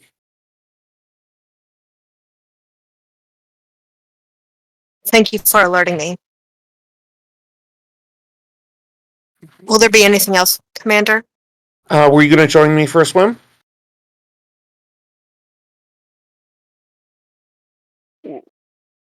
What do you mean? Well, like I said, I don't go swimming very often. I grew up on a star base, and I don't particularly want to embarrass myself in Azuria, so I was going to spend at least some of my off time in the next 24 hours going for a swim on the holodeck. They have on Azuria kind of hyper-oxygenated uh, liquid that is the sort of primary medium that they live in, and it takes some getting used to. And I had a little bit of trouble on my first occasion getting used to breathing in it, and I kind of want to not come into this unprepared this time.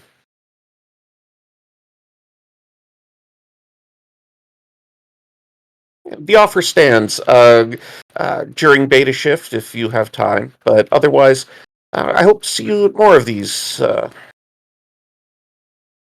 Miss Mosette.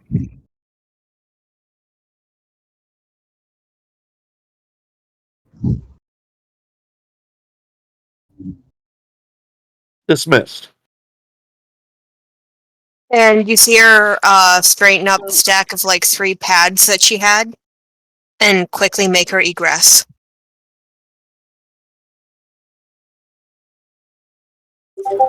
Desesh waits for her to leave before he's kind of like lets the chill out, and then heads back out onto the bridge.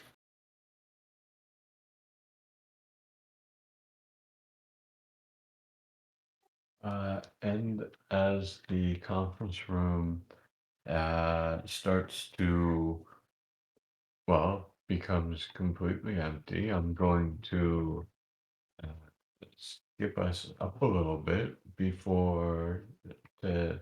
just before it's kind of like free time to get to dinner. And as I guess at the beta shift, or as the relief officers start to stream onto the bridge, and everyone streams out. We're gonna stick with Kasesh for a moment as he enters the turbo lift and starts heading to his cabin. However, in perhaps a couple decks down from the bridge, the lift doors open up after the cart stops, and suddenly Kasara walks in.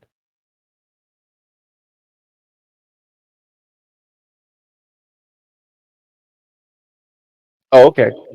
I was seeing the wrong turbolift. Okay.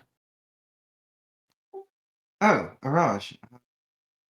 Kasara, good to see you. It's good to see you as well. Sorry, I was headed to the. I was gonna go help Dagon. Oh, fair enough. He deliberately doesn't tell the turbolift where he's going so that she can head to her thing first. Yeah, she'll say deck 6. Yeah. Kasara, your mother suggested that you wanted to talk about extending your time here with us. Well, yeah. I mean, I have a few friends, she says. So yeah, I mean, I wouldn't mind. Have you looked into the politics of that? I mean, I don't know what the circumstance that, like the circumstance that you were able to get yourself across the neutral zone and into Federation space. But are you expected? No. I mean, getting through the neutral zone is easy. She says and yes, people know where I am, but they also understand that I'm a big girl and I can make my own choices. I'm not suggesting that people are necessarily going to judge you, but rather, my understanding of the politics of Romulus is that this uh, this may put you in a position of calling down the attention of intelligence on you if you spend too much time working directly on a Federation starship. She laughs a little bit, and says, "You're right. That would normally be a problem. Had the entirety of the Senate and been wiped out," she says. Intelligence is so worried about that one astrophysicist is not going to be missed. She says, plus, I mean, she shrugs. My father's never betrayed my mother before. I don't see this happening now. Well, I understand political upheaval, but I don't tend to trust it very much. If the circumstances are as chaotic as you imply, I think it's appropriate to say that we don't really know what is likely to happen if you extend your time here as much as possible. I don't say this because I want to keep you here, Kasara. I just want to make sure that we're protecting you from potential reprisal.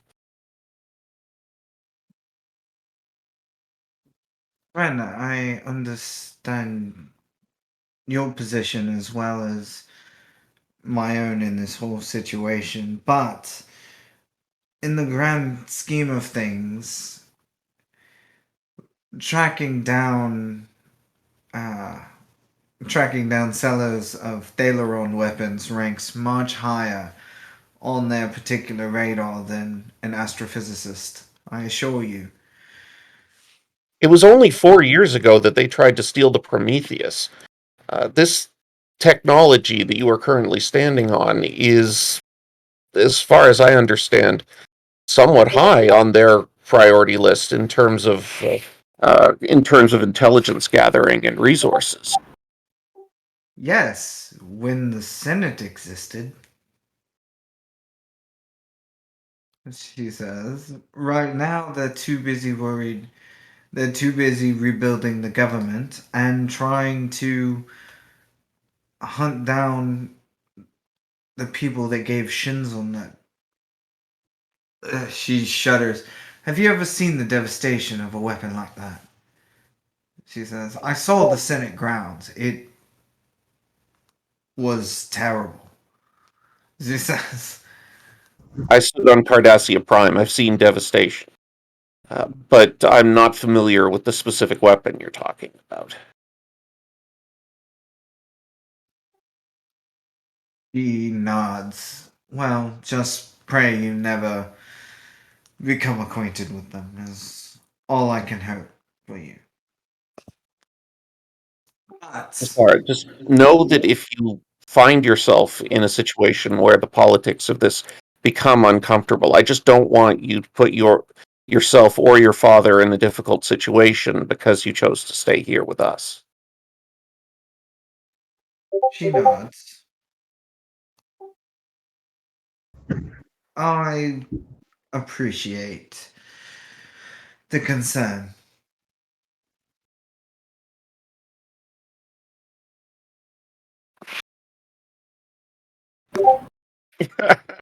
Doors open, I guess. Speed of plot.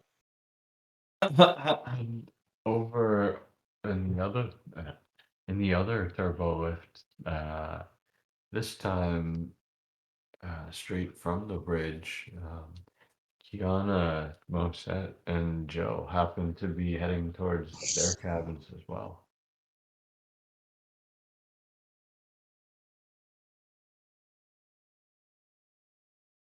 Kiana, Yes, excited for tonight? I am. I like meat. What about you? To be honest, a little nervous. I've been trying to keep my hands off. He's wanted to do this by himself, and I gave him a few pointers. I'm hoping all goes well for his sake. It seems to be a lot of making up that he needs to do because of the war. Keanu put her hand on Jill's shoulder and tell her, you don't have to have control of everything. Release a little bit of control and just sit back and have faith that he can handle things. Just breathe. Smile at that. With a chuckle. I understand the concept. I know it still pisses you off, but too bad. Get over it. Enjoy. I'll try. There is no try.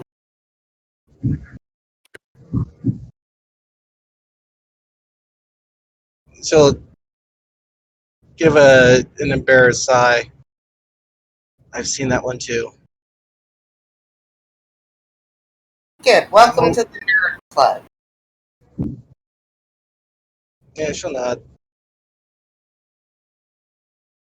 I was gonna go for a swim before the evening. Were you going to join as well? Yeah, I gotta brush up on stuff. How soon you going there? Where are you going? Well, I was I was just going to take advantage of the pool, get some real water under me for at least a little bit. Just brush up on my form, maintain a good impression. Sounds good. I can meet you there in 15. Make it 30, but I'll be there. Sounds good. See you there. Great.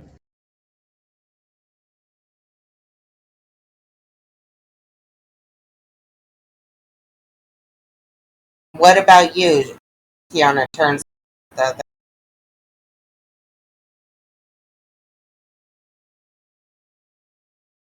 Some minor damage was reported regarding the tractor beams. I will not be able to attend dinner. Please send the captain my regards. Will do, but that's How obvious is it that Risha is looking for an excuse not to go? Considering the fact that her go-to is to lie by omission, not by commission, and the fact that she said this far too quickly, indicates that this may Fair be enough. rehearsed. Risha, don't. Tractor beam was relatively minor, and there are plenty of engineering teams that can. I'm not telling you to go, but I am asking to make an effort to get to know the rest of the ship. I agree with Jill. Come on, have some fun tonight.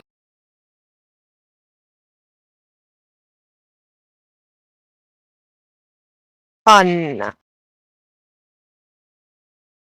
Loosen up. Not everything's about work all the time. You can't gonna go insane.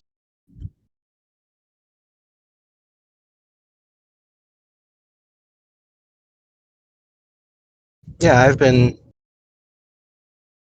I'm at least trying to manage the operations of the ship, and I'm still making time for the dinner. Look, think of it as a learning experience. In what regards? Cultural understanding.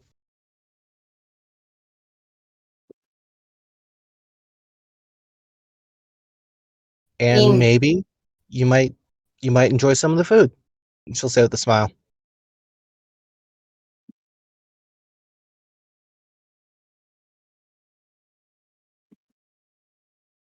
Plus, you know people a little bit better than what you just get to know when you're working with them on a shift.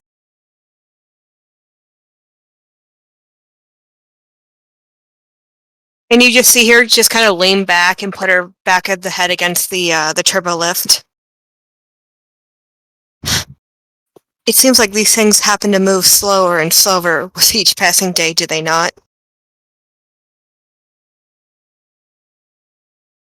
Yep, but if you fall through it when it opens and not catch,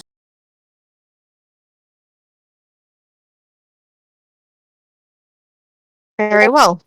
I will endure this for your benefit. You make it sound like it's a chore.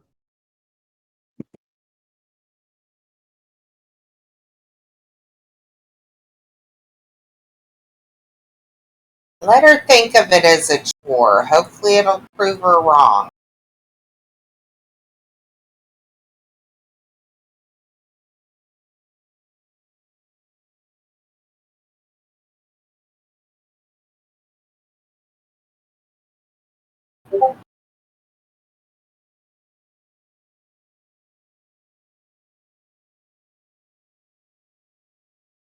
Oh, he gets it.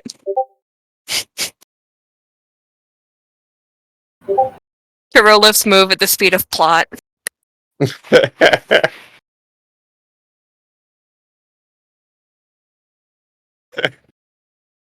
You got to start shushing people as soon as you get in the turbo lift. If we stay quiet, it moves quicker.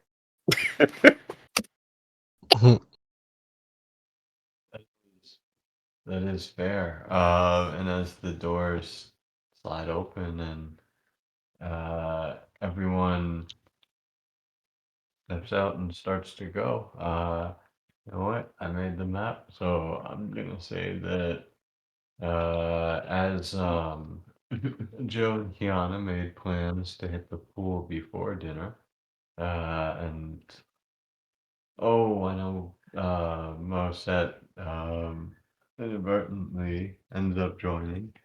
We'll say that something told Desesh that you know what, uh, he realized that swimming after eating was a bad idea, so it'd be best to knock it out beforehand. So, as he gets there, a couple minutes before the other three, he can see that apparently the captain had, well, the exact same idea as she's already in the pool swimming. I would say Alright. that any attempt to work on the tractor beams would be met with crew members, holographic and real, saying that they got this. It's fine. We'll have it fixed we'll have it fixed in a couple of hours. No problem. Yeah, the captain is doing laps in like basically a galactic purple bikini. Desesh got his like swimming one piece like that like is in the style of a Starfleet uniform. Mm. And when he gets there, he's actually pulling up like a holographic arch and is doing some programming because his intention is not just to practice swimming, but also breathing in the environment. So he's going to have to like expand the pool using the hollow system to simulate that. Okay, so it goes from a violin to a double bass. It's fine. Exactly. Basically, it's just going to like lift up, and there's going to be more space that we can actually breathe in theoretically. Okay. She'll notice that the pool got bigger and longer and kind of poke Deeper. her head up and look around. Yes, Little that starts warning doing next time, Commander.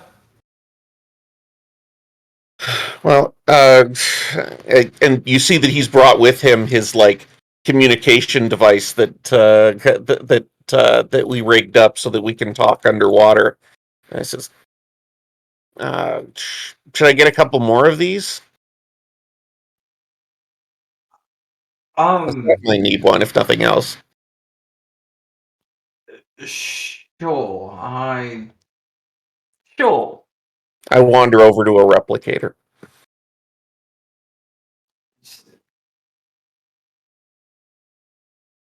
Sure, it's got a pretty So, straightforward copy function. apparently we had the same idea. Yeah. Well, similar ideas at the very least. I did not grow up anywhere near water for most of the time, so my swimming is limited to largely basic training. So I want to get back to it.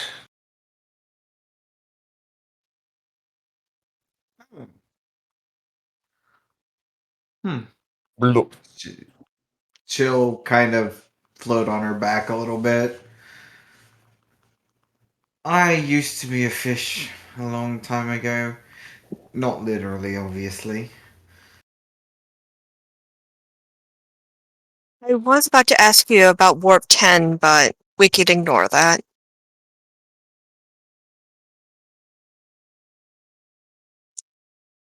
Nope.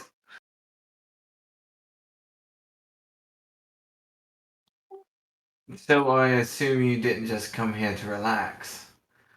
No, I think most people are going to be joining us soon, but I was wondering, like, do you have a moment, Captain? I need to talk to you about something that is for your ears only.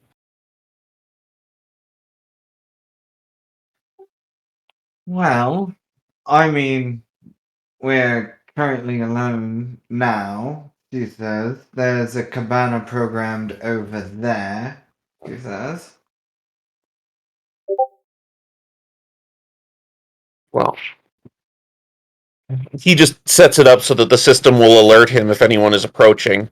But otherwise, I had an opportunity to speak to Kai Arso.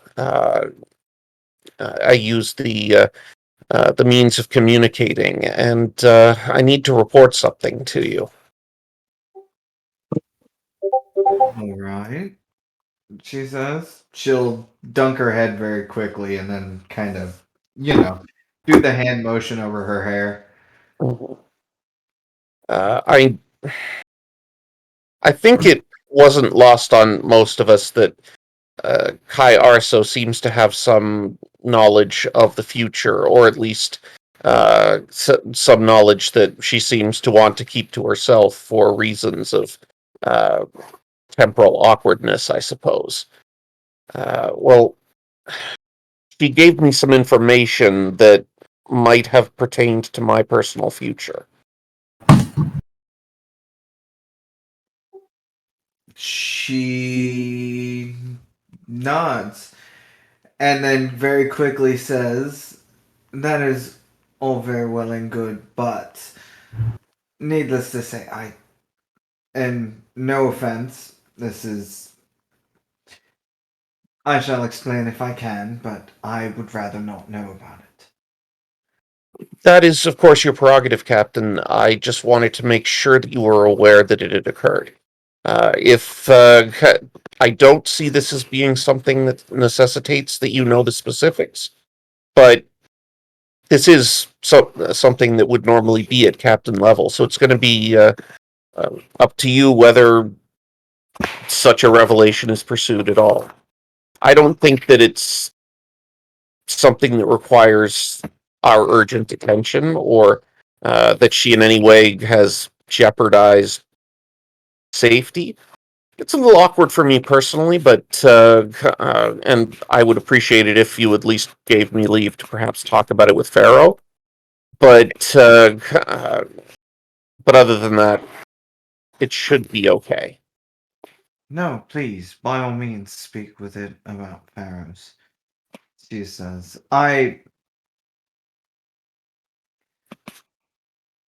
knowing things before they happen can be uncomfortable for somebody of my species. Yes, I imagine that just the sheer length of time, eventually the chances of involving yourselves in situations involving time travel just becomes likely over the course of a long life. That's true. It's not the only reason, but it's true, yes. Well, your species is uniquely attuned to it as well, I understand. Some of us, yes.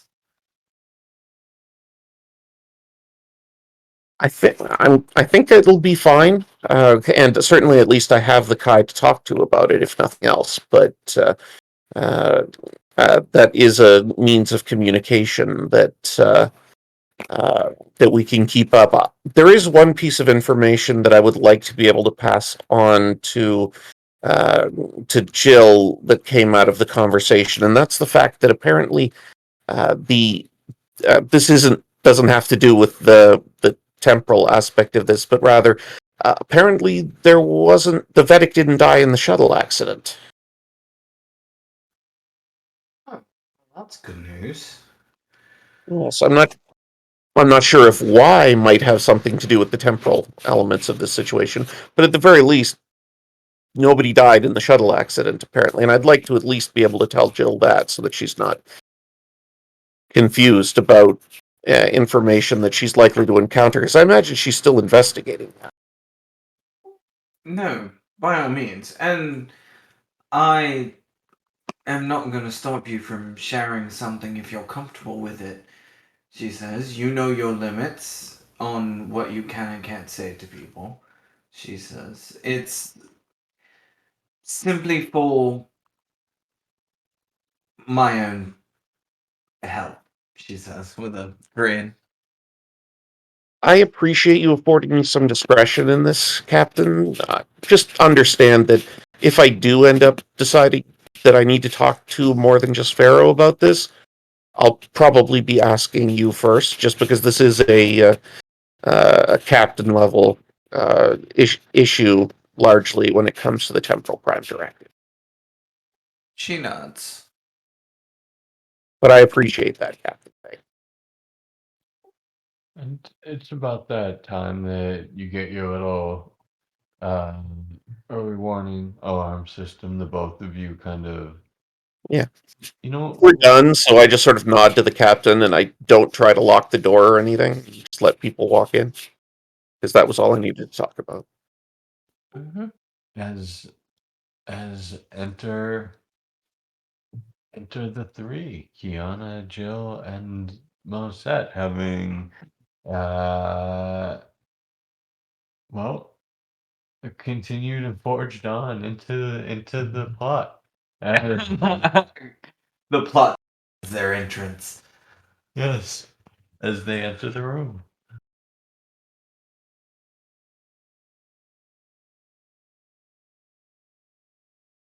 Mm-hmm.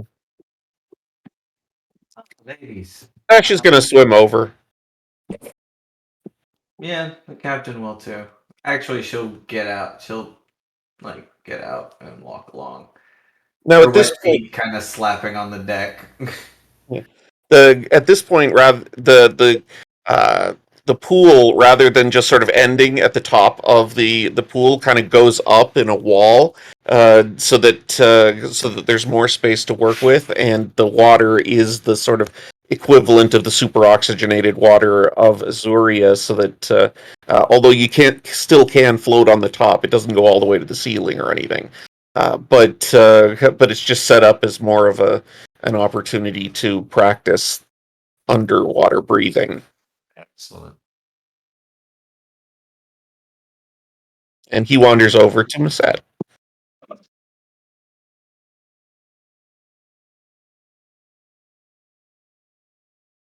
Is it okay under these circumstances if I call you Risha when we're not on duty?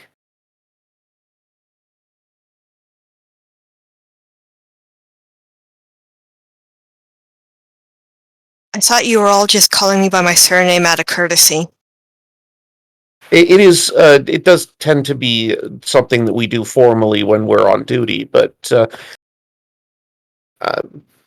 during training circumstances and social occasions like this, you can feel free to call me Raj.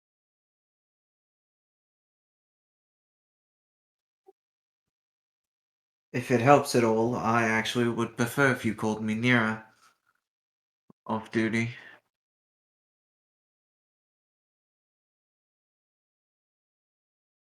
If Very you would well. prefer to continue to call you Masad, then that is certainly something that you can do. Yeah, Nira's not going to crowd the new girl because, yeah, cornered animal syndrome. Kiana's gonna walk around the other side, dive in the water. People will notice breathe in it. Huh? Apparently, you can breathe in it. Yeah. That is true as you kind of dive in there. You realize that, this is the same consistency as that which is found in Azuria. Dasesh set up a little table of those little devices that people can use to talk to each other underwater too. There's like 10 of them sitting on a table somewhere. Yeah, the captain has a fixed one to her throat, and she'll smile at everybody and dive in herself. Hey, Jill, can you toss? Yeah, I'm back by the way. Yeah, Joel's probably the last one to come in. I'll just note that her swimsuit is threateningly too small, but yeah, she'll go to the table, look things over, and grab a couple. Sure. And go to the side of the pool to hand one over and step in.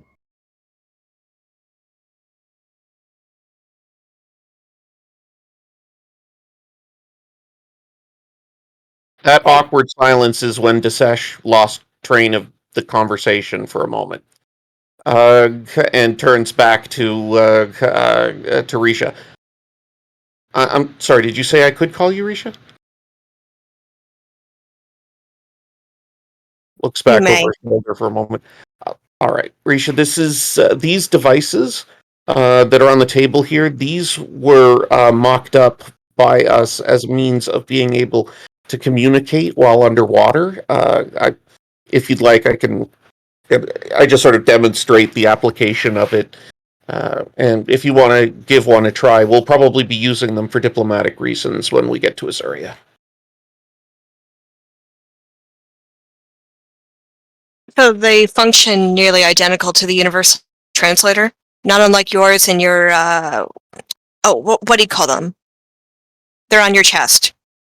They do the communicators. They do definitely perform that function, and indeed they are slaves to the communicators. But their specific function is to allow our vocal cords to continue to work properly in an environment that is not air. Nira will dive under the water and hit her comm badge and say, Rosh, can you hear me? Yep. She's underwater, by the way. Yeah. It can't be seen. Yes, it also does through bone induction allow us to hear what each other are saying too. So they do allow the communicators to perform their functions while underwater.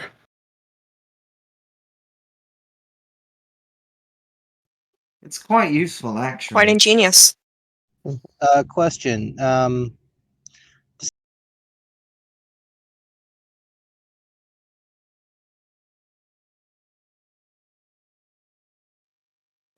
We got question and then Desesh isn't wearing his special earring, is he? No, he wouldn't be under this circumstance. Rajappa, no. No, yeah. And if you want me to roll to avoid the obvious ogling that just occurred, then No, that would be on. I feel like that would be on Jill. Fair enough. Princess, if you can, just roll me I guess reason security. Sure. No focus, but complication 3. Is that to guard one thought? It's for Jill to Oh. She's still learning. A 0 and a 1. Jill responds to intense emotions. Reason what, you said? No, that it was for Jill, just taking in the new thought patterns, thinking that she had an idea of what was already going on. That this is new. Yeah, all right. I don't think I have any foci that relate to this, so all right, here we go. Alcohol hiding. looks like we have a tie. At the very least, I'd say there's probably a moment when Desesh looks up, Jill snaps over, looks for a second, and doesn't quite get the whole thing, but just gives him a smile and had kept going about her stuff. Yeah. Yeah. There's a thing between those two.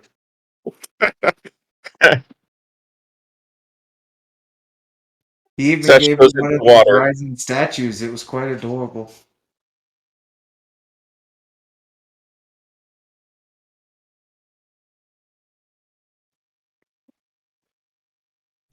But yeah, anyways, if nothing else, Jill's just gonna be doing laps back and forth while they're talking about the underwater communicator.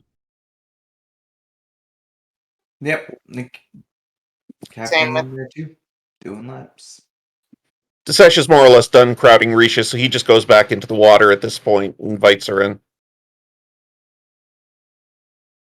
Ah.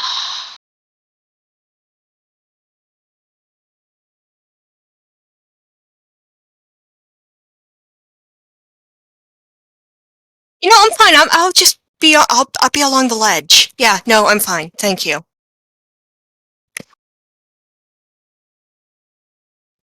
Don't even hear that because she doesn't have the communicator. That I think would be a role. I'm not sure whatever it is to guard yourself to as far as hiding the initial fear of being in water.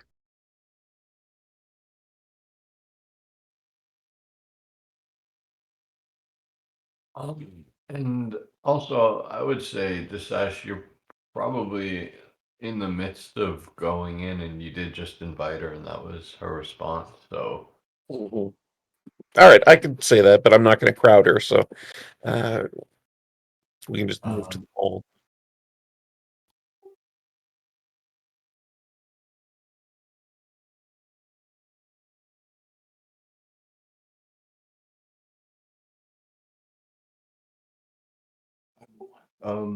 so I'm. It's up to you, Mosek, because I'm not gonna. I don't force player on player roles, but Joe is kind of. Yeah. No, I totally get it. Empath. What would you? Being one. What would you like me to roll precisely? I would say probably on it would probably be an opposed role. For Jill it would be an insight or reason. And this, I guess, Control security would make sense to me. medicine. You said I don't think control. Control is keeping control of yourself. Yeah, I can see that. You meant for Moset. Sorry, I apologize. Yeah, that's what I was referring to. No, yeah, I think that certainly makes sense for Risha, the control Yeah. security.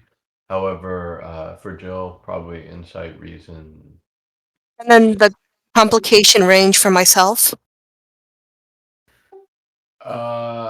Yes, the complication range will be up to you. I don't know how. I think that's more a you decision than a me decision in this instance.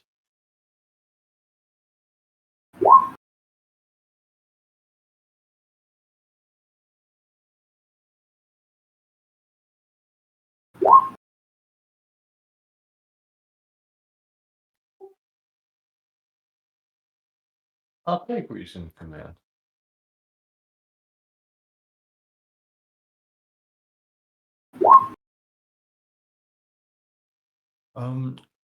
So yeah, I think that you would probably feel a little kind of burst of that irrational fear. I don't know if it's irrational or not, but that fear.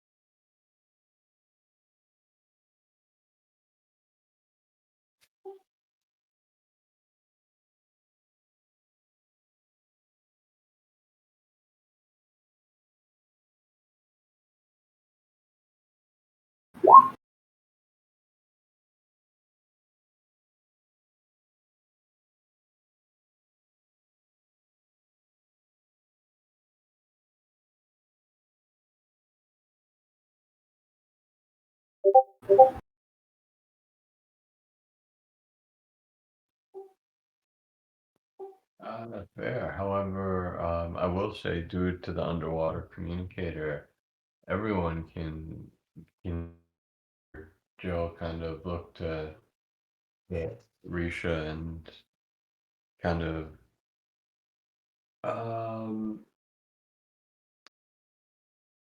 I guess with the slight amount of cajole in her tone, if that's fair.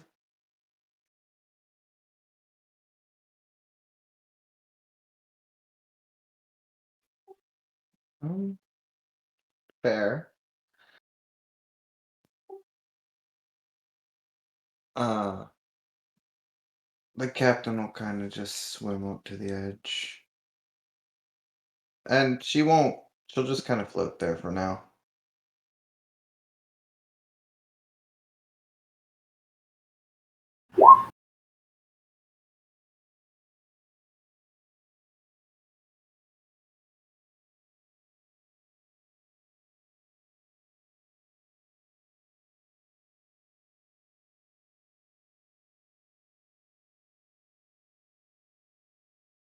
Is Masette even dressed for this? No. No, she was not. Like, she wasn't even planning of getting in, so no, she would not.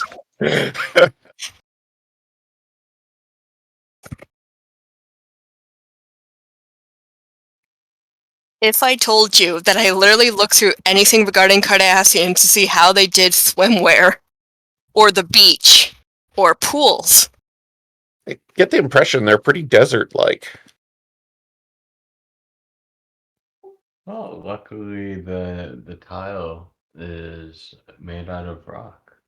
But as the training goes on for a bit and Moset kind of watches from a aquatically safe position, the time passes without any of them realizing until they each kind of get a little chirp of a reminder that it's dinner time. And as everyone kind of separates and fans out to get ready or and dry off and change, unless you guys, hey, if you guys want to go to dinner in the swimwear, I'm down for that too. But He's about to go change, but he's actually going to walk up to Masette as everyone else is kind of leaving, and approach her, and just say, "If you wanted to stay behind, the program will still be running for a little while, and well, I understand if you want to take some time for yourself, but when we get to Azuria, I would like you to be ready to be on an away team. Is that okay?" That is more than adequate.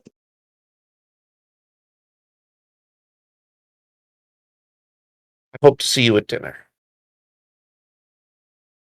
But again, it's your choice. And he heads away. that is fair. It is her choice. As let's stick with Moset because I'm pretty sure that everyone else is gonna get changed and go to dinner. So what about you, Risha? As everyone kind of files out, leaving you alone in the violin-shaped the violin-shaped pool room. Where to next? So, once the arch closes, there's just an immediate shift in personality, where for a brief moment she looks at the pool like it is not safe whatsoever, and immediately turns on her heel and makes her egress. That is certainly fair. And once again, the arch opens and recloses, leaving leaving the pool by itself, and now that nobody is around to see it, the strings start strumming. No, I'm just kidding. So before I bring us to the dinner, let me just ask, Risha, are you going to dinner? I told them I would be attending. Excellent. Then we will start with you as I draw out my sentence for a moment so I can copy and paste a token and also find a map. There we go. As you as you head to the galley, you walk in and you realize that this is different than, well, the rooms that are typical of the Nightingale. It's certainly not Starfleet is. Um, you realize pretty quickly that the holographic emitters that are pretty much omnipresent throughout the ship have been um, have been engaged. As almost the moment you walk in, you see uh, what looks to be Commander Arif, commander of Deep Space 17, however, dressed in civilian gear, as he walks up to you and says, "Ah, hello, I'm Dagan. Thanks for, thanks for, well, accepting the fight." I am so sorry. The last two words were cut out. Oh, my fault. Thanks for accepting the invite.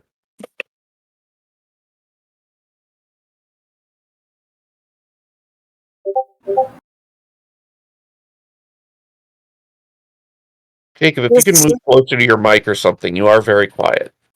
Sorry about that. My name is Dagan, and I would like to thank you for accepting my invite. Thank you. He kind of strains up a little bit.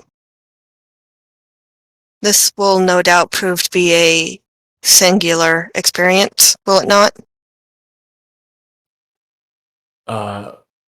Looking over his shoulder a bit, he says, "Oh, God, I hope not, because that means it would only happen just once."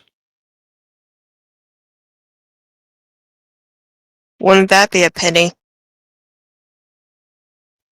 Um, as his smile doesn't waver at all, he says, "I think it would be. Now I'd hate to think people didn't enjoy my cooking, because, at least from what I know, I don't think the problem's going to be the company."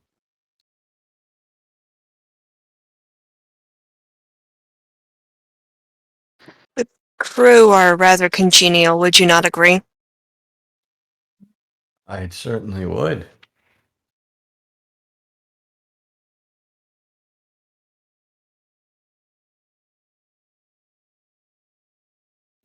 Does that displease you?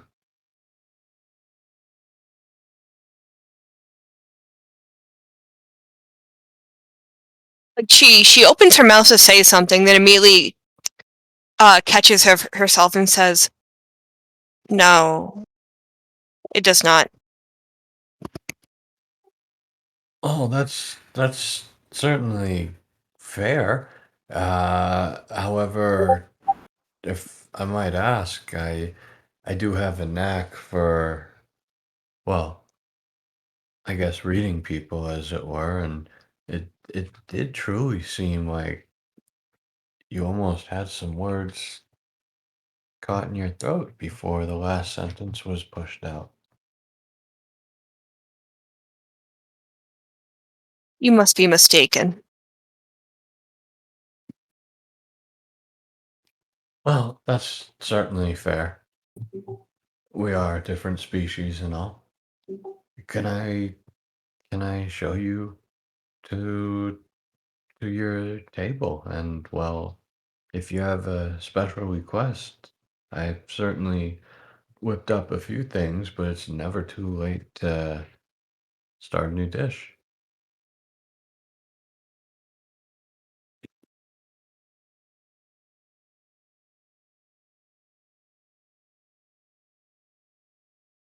Quite all right.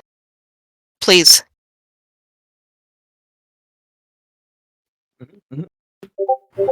Uh, favoring with a little bit of a smile, he says, he kind of leans in ever so slightly as he says, you know, this ship is, well, based out of Earth, and, well, the humans do have a saying, uh, when in Rome, do as the Romans do.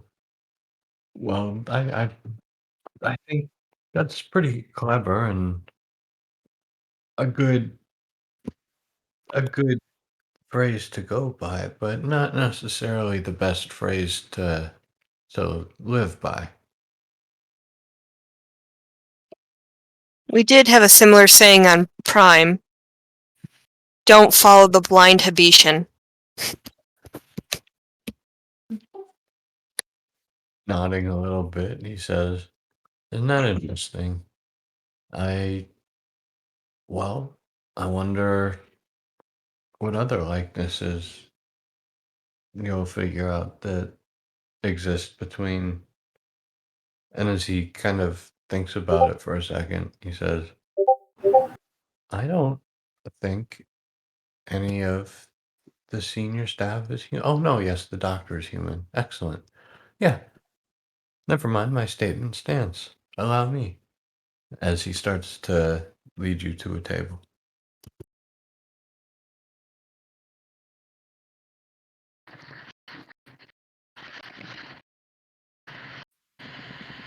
And seeing that the decor is, well, no less vibrant, though. uh, Let's be honest, no less tasteful, or no more tasteful. Um, at the table, after a couple minutes, you can start to see people start to stream in, and at this point, I should say, does anyone else want it before I shift us all over to the table? Does anyone else? Disesh will arrive at some point. He wants to be here relatively early. That is certainly fair. As just coming back from seating Mosette, Dagon says, "Ah, Commander, you as well. I appreciate you accepting my invitation." I really appreciate you doing it, Dagan. It's been something of a personal pet project of mine to try and keep the social calendar running on the ship, and well, I appreciate you adding to it. Oh, it's easy enough that the bulk of the crew is holographic. Well, it makes less people to account for, so it's easier for everyone to have a moment or two to have fun. Certainly, although I find the challenge is to try and find uh, find things that we can have happen that don't center around biological needs. I mean, I am hoping to eventually integrate the Hollow Crew a bit more into the social calendar. It's something of a personal hope of mine. Well, he kind of thinks about that for a second and says, "Why don't you create a place for them in maybe a specific room that's holographic where they can congregate, and then perhaps you can start visiting them on their terms. Certainly Instead of true, although it seems like an avenue that might lead to segregation. I was thinking something more along the lines of, I don't know, is it possible to create holographic food? I mean, if for no, I guess there wouldn't be really much point to it. Asking them to mimic biological processes seems rude. I wouldn't want them to do it to fit in. I don't know. I suppose I haven't really come to ideas, but as the chef, if you have thoughts on it, I mean, I can only imagine that your biological processes are somewhat different than ours, so I imagine you've had experiences accommodating for it. he kind of gives you a bit of a shrug as he says, I can choose to mimic your taste buds as well, and if I want, I can have a stomach and, well, also share in the digestive process, but that's quite frankly, I'll be honest with you, Commander, that's not the most fun part of being a solid, so typically I usually just dispose of it in a much more efficient manner, but it's allowed me to eat, and I take great pleasure out of, well, eating and tasting. So, if nothing else, I suppose you control whether or not they have taste buds. So, make that decision and allow it to spring from there. I certainly wouldn't want to oppose anything, but would it be impolite if I were to ask you how you normally take in nutrients? Is that like I really am not entirely aware of the nature of your physiology. I'm pretty self-sufficient, Commander. In fact, I don't really need the need to ingest any sort of biological nutrients. Unless, of course, I want to, but you know, eating for me doesn't give me the I guess energy that it does for you, if that makes sense. It's purely for pleasure. Oh, and before I head inside, uh, I had the opportunity to talk to Kai Arso, and she sends her best. Ah, Noni. She's wonderful. Well, Thank you again for this, Dagon. a bit stern. Dagon kind of starts muttering to himself as you walk by, but wonderful yet. Oh, of course, Commander, you're welcome. I actually see more on the horizon, so I'll trust you to find your table. Miss Mosette has already been seated. Excellent. Wanders off. And say next Kiana comes through the door as Dagon once again spins around like a top as he says, "Aha, I'm sorry, Doctor Hakiri. What a great evening it is it not?" Yes, everything looks beautiful. Yeah. Did you I thought, enjoy yourself? I'm sorry, I missed that last sentence. Did you enjoy yourself? I Given cer- I certainly did. I have to say I find the flowing archway and the curved ceiling to be exceedingly pleasing. It was quite the pleasure to design it.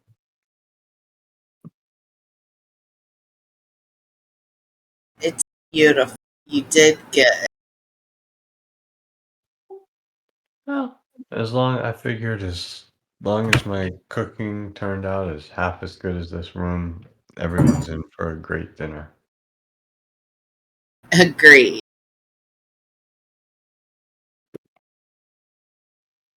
And as the two of you, or as he starts to kind of look over and start to lead you to the table, you can actually see him stop for a second as he looks back to the entrance, and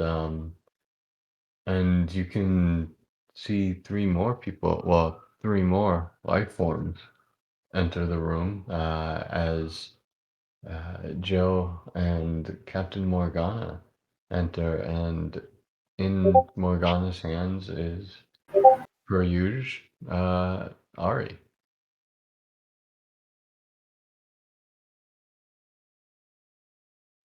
As Dagon says, "Oh, well, we might as well wait for just a moment to allow them to catch up. I've no reason to make the walk twice."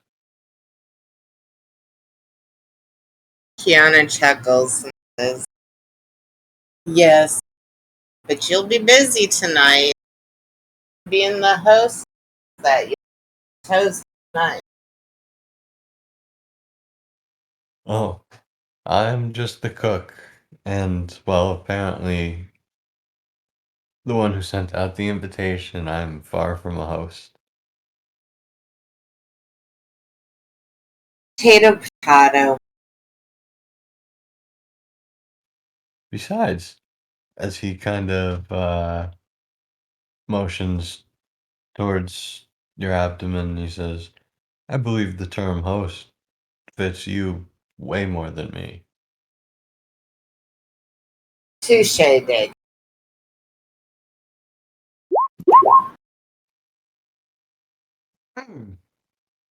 Well, I didn't know there'd be a host sitting at the front door.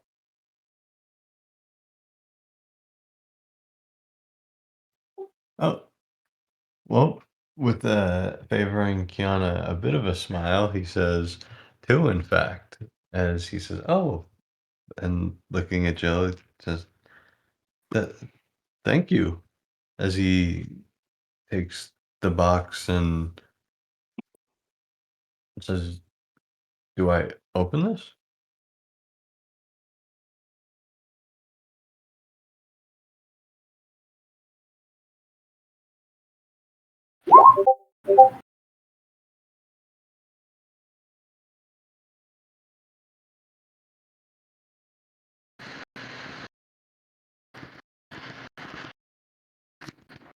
And as he waits,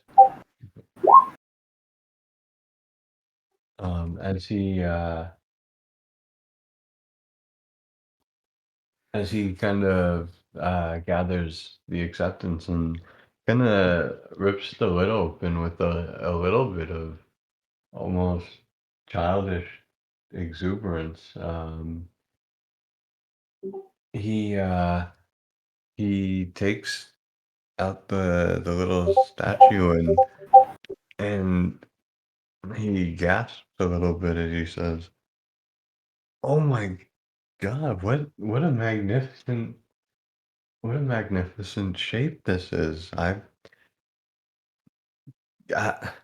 Commander, I assure you, I am gonna try this out, and I'm gonna keep this with me for, well, quite some time. Thank you." And as he kind of pushes, he brings the statue to his chest. You can see as his hand starts to meet his chest, the statue kind of wedged between it starts to sink into him, and as it disappears and he pulls his hand away, uh, he looks at the three of you and says, "Oh, sorry.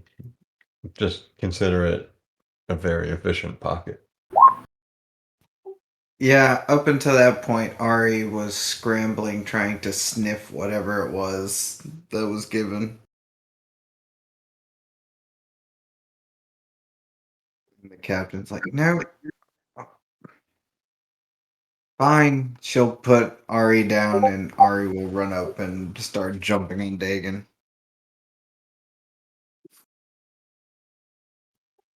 And everyone can see Dagon's kind of sets his hand down to his side, and his arm starts to elongate a little bit, and his hand starts to morph into a little chew toy as Ari starts to bite into it, and you can all see him kind of vigorously shake his arm as the dog holds on to it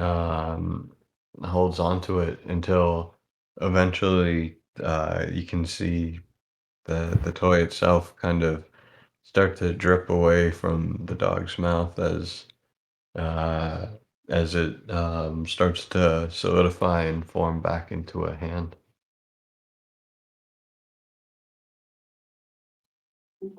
Yeah, no, that's weird, Dagon. That's very weird.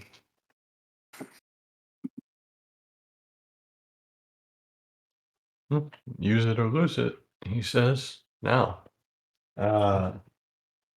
with the three of you and looking at Joe, he says, well, I do believe symbols are important and I appreciate it. And, well, quite frankly, moving forward is very important. So, in that, in that ideal, allow me to bring you to the table, and well, then I can start serving the food.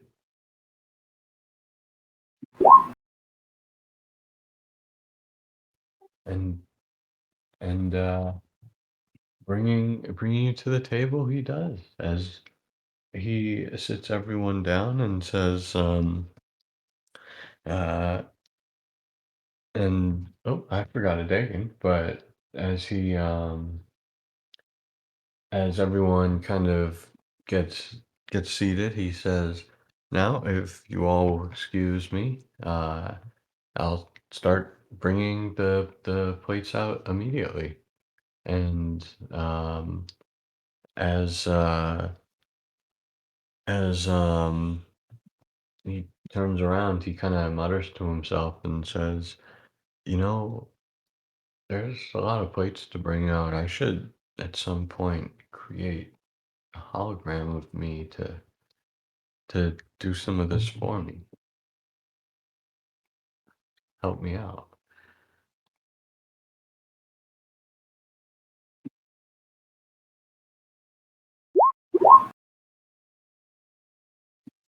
And within moments, copious amounts of all different food is laden down onto the table. And instead of singleton dishes being provided for you all, it's actually just almost more family style or buffet style, as just large platters of various different both species foods and um, well, perhaps a couple cultural blendings have occurred as well, but there is quite a bit. And of course, everyone's provided with their own personal salt shaker.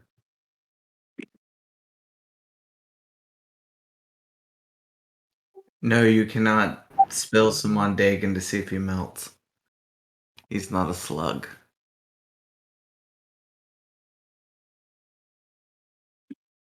A pity. Wasn't there also a shape-shifting species of slug-like creatures on our rogue planet? I'm not familiar with that particular species. What are you thinking of? I know there was a shape-shifting species in Hermeticus 2 from a TNG novel. There's the changeling from Undiscovered Country. But Or not changeling. What did they call them? Comaloid? Milioids, whatever. Comaloids, yes.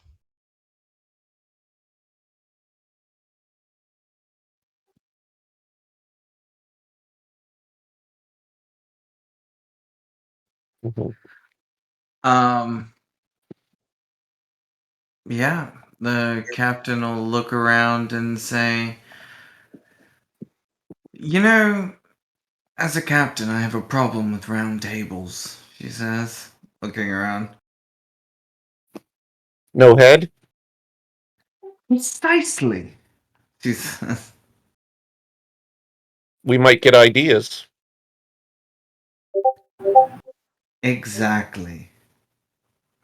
The peasants need to know their place. She chuckles a bit. I'm kidding. Desesh leans over to sort of like speak quietly to Risha and just says, "I see you made it through the door. It's really good to see you here."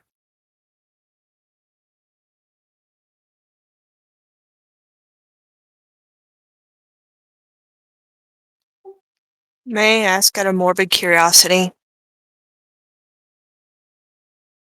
Yes? What do you hope to gain from this? From this dinner, or talking to you, or Yes. understanding?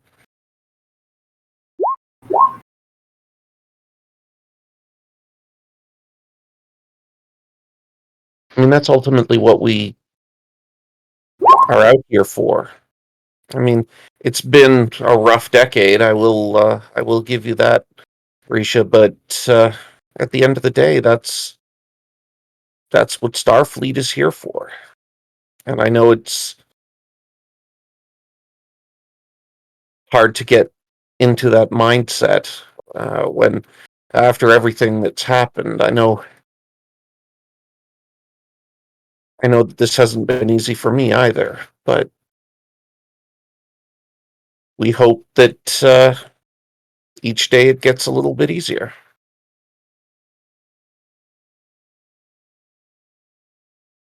Hmm.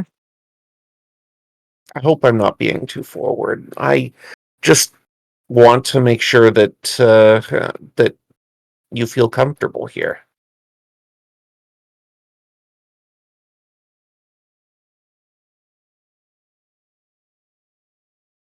And I know that there are difficulties that will become points of adjustment. He looks at Dagon and then looks back at her.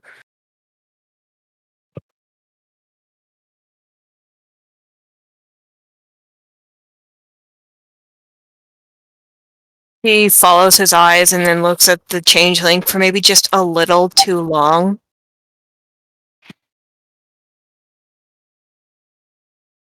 Yes. Appreciate you giving this a chance. It isn't unnoticed.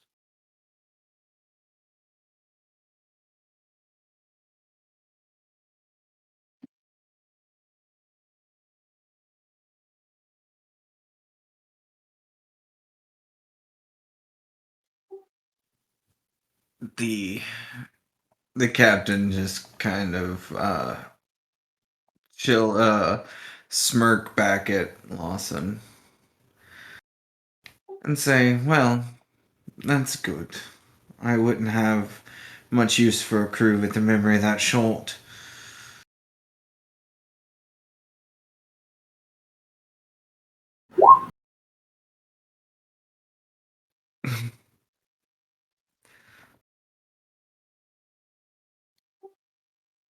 So, how exactly have you been finding the Nightingale? Miss Moset, she says. I find much of the technology rather confusing. As you know, Cardassian standards and Federation standards rarely intersect with one another.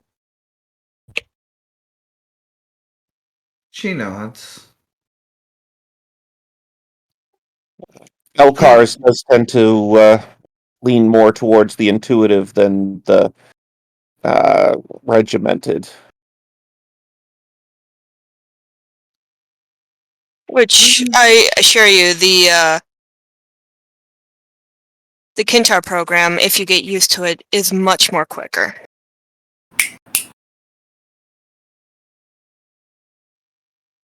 Well, I'm sure that when you're practiced with the Elcars, it can be just as quick.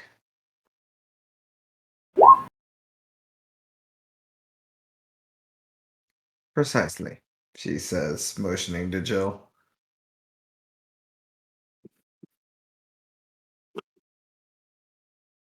Might see a part of this conversation.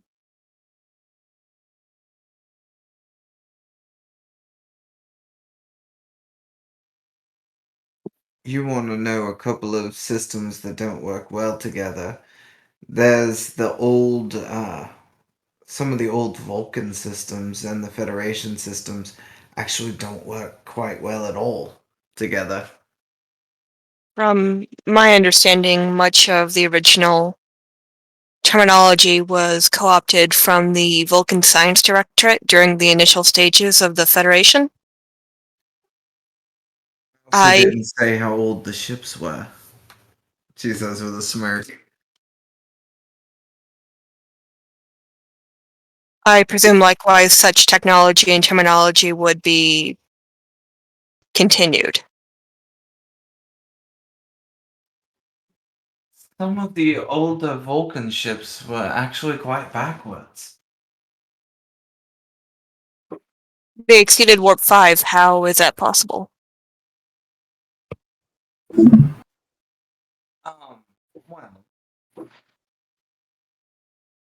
Well, it was some of their earlier ships. I'm talking their like Warp 3 ships. I don't know, I was probably about 18 or so. An old boyfriend took me out on one. It was the most backward thing I had ever seen. And you thought the push buttons in the old constitutions were bad. Most of us still do. Well, it's one of those you had to be there kind of things, I think.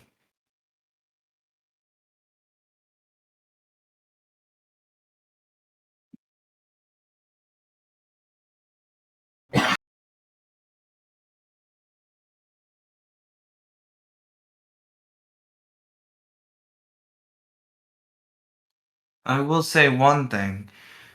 Sick bays have certainly gotten easier to use over the years.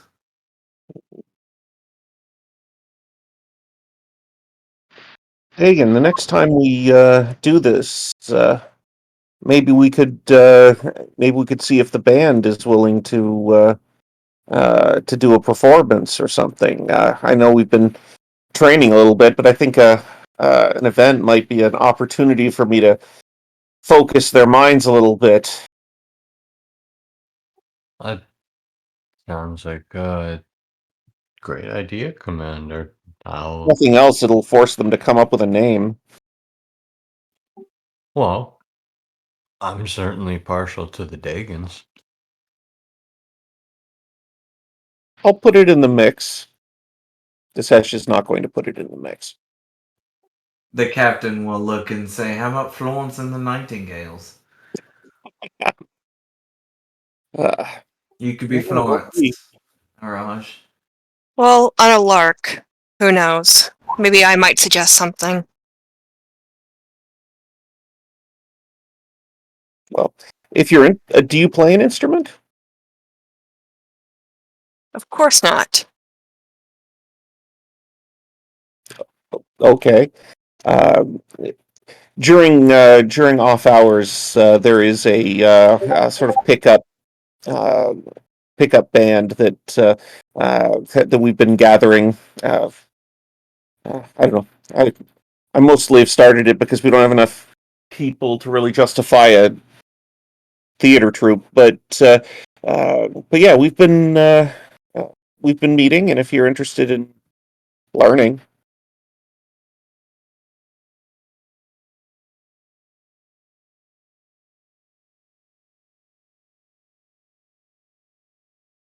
I'm no trained musician. Such exhibitions would be unbecoming. Fair enough. I find myself fascinated, though, Miss Musette. Uh, uh, what do you do with the time that you're not on duty?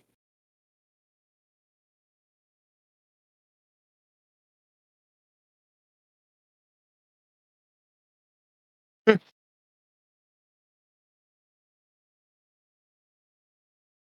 Can't a woman have at least a few secrets? Fair enough.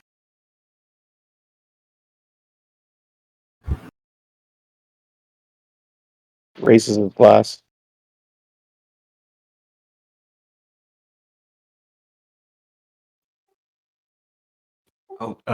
Digging, seeing the glass being raised automatically, been around bars enough and know what that means is he automatically lifts his hand up. As well. Mhm. The captain does as well. Desesh isn't drinking, for the record, though. It's just like sparkling water. No, that's fair. What are we toasting upon? It's a human tradition to raise a glass just in recognition of when someone says something that you wish to agree with, sort of hear. It's a tradition of acknowledgement. You said that your time is your own, and I was agreeing with you.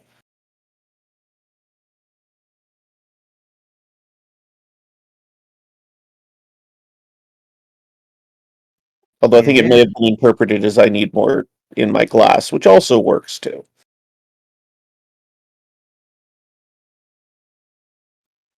Though when he did it, Diggin, looking at Marset, says, I certainly saw the glass and preferred, I saw it was half full, so I went for the toast.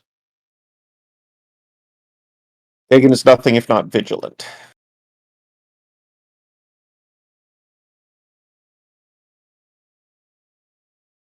Ah.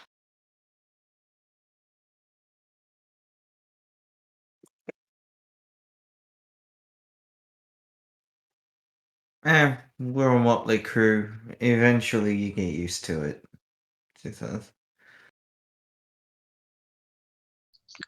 Every crew has their quirks, but we all have our strengths.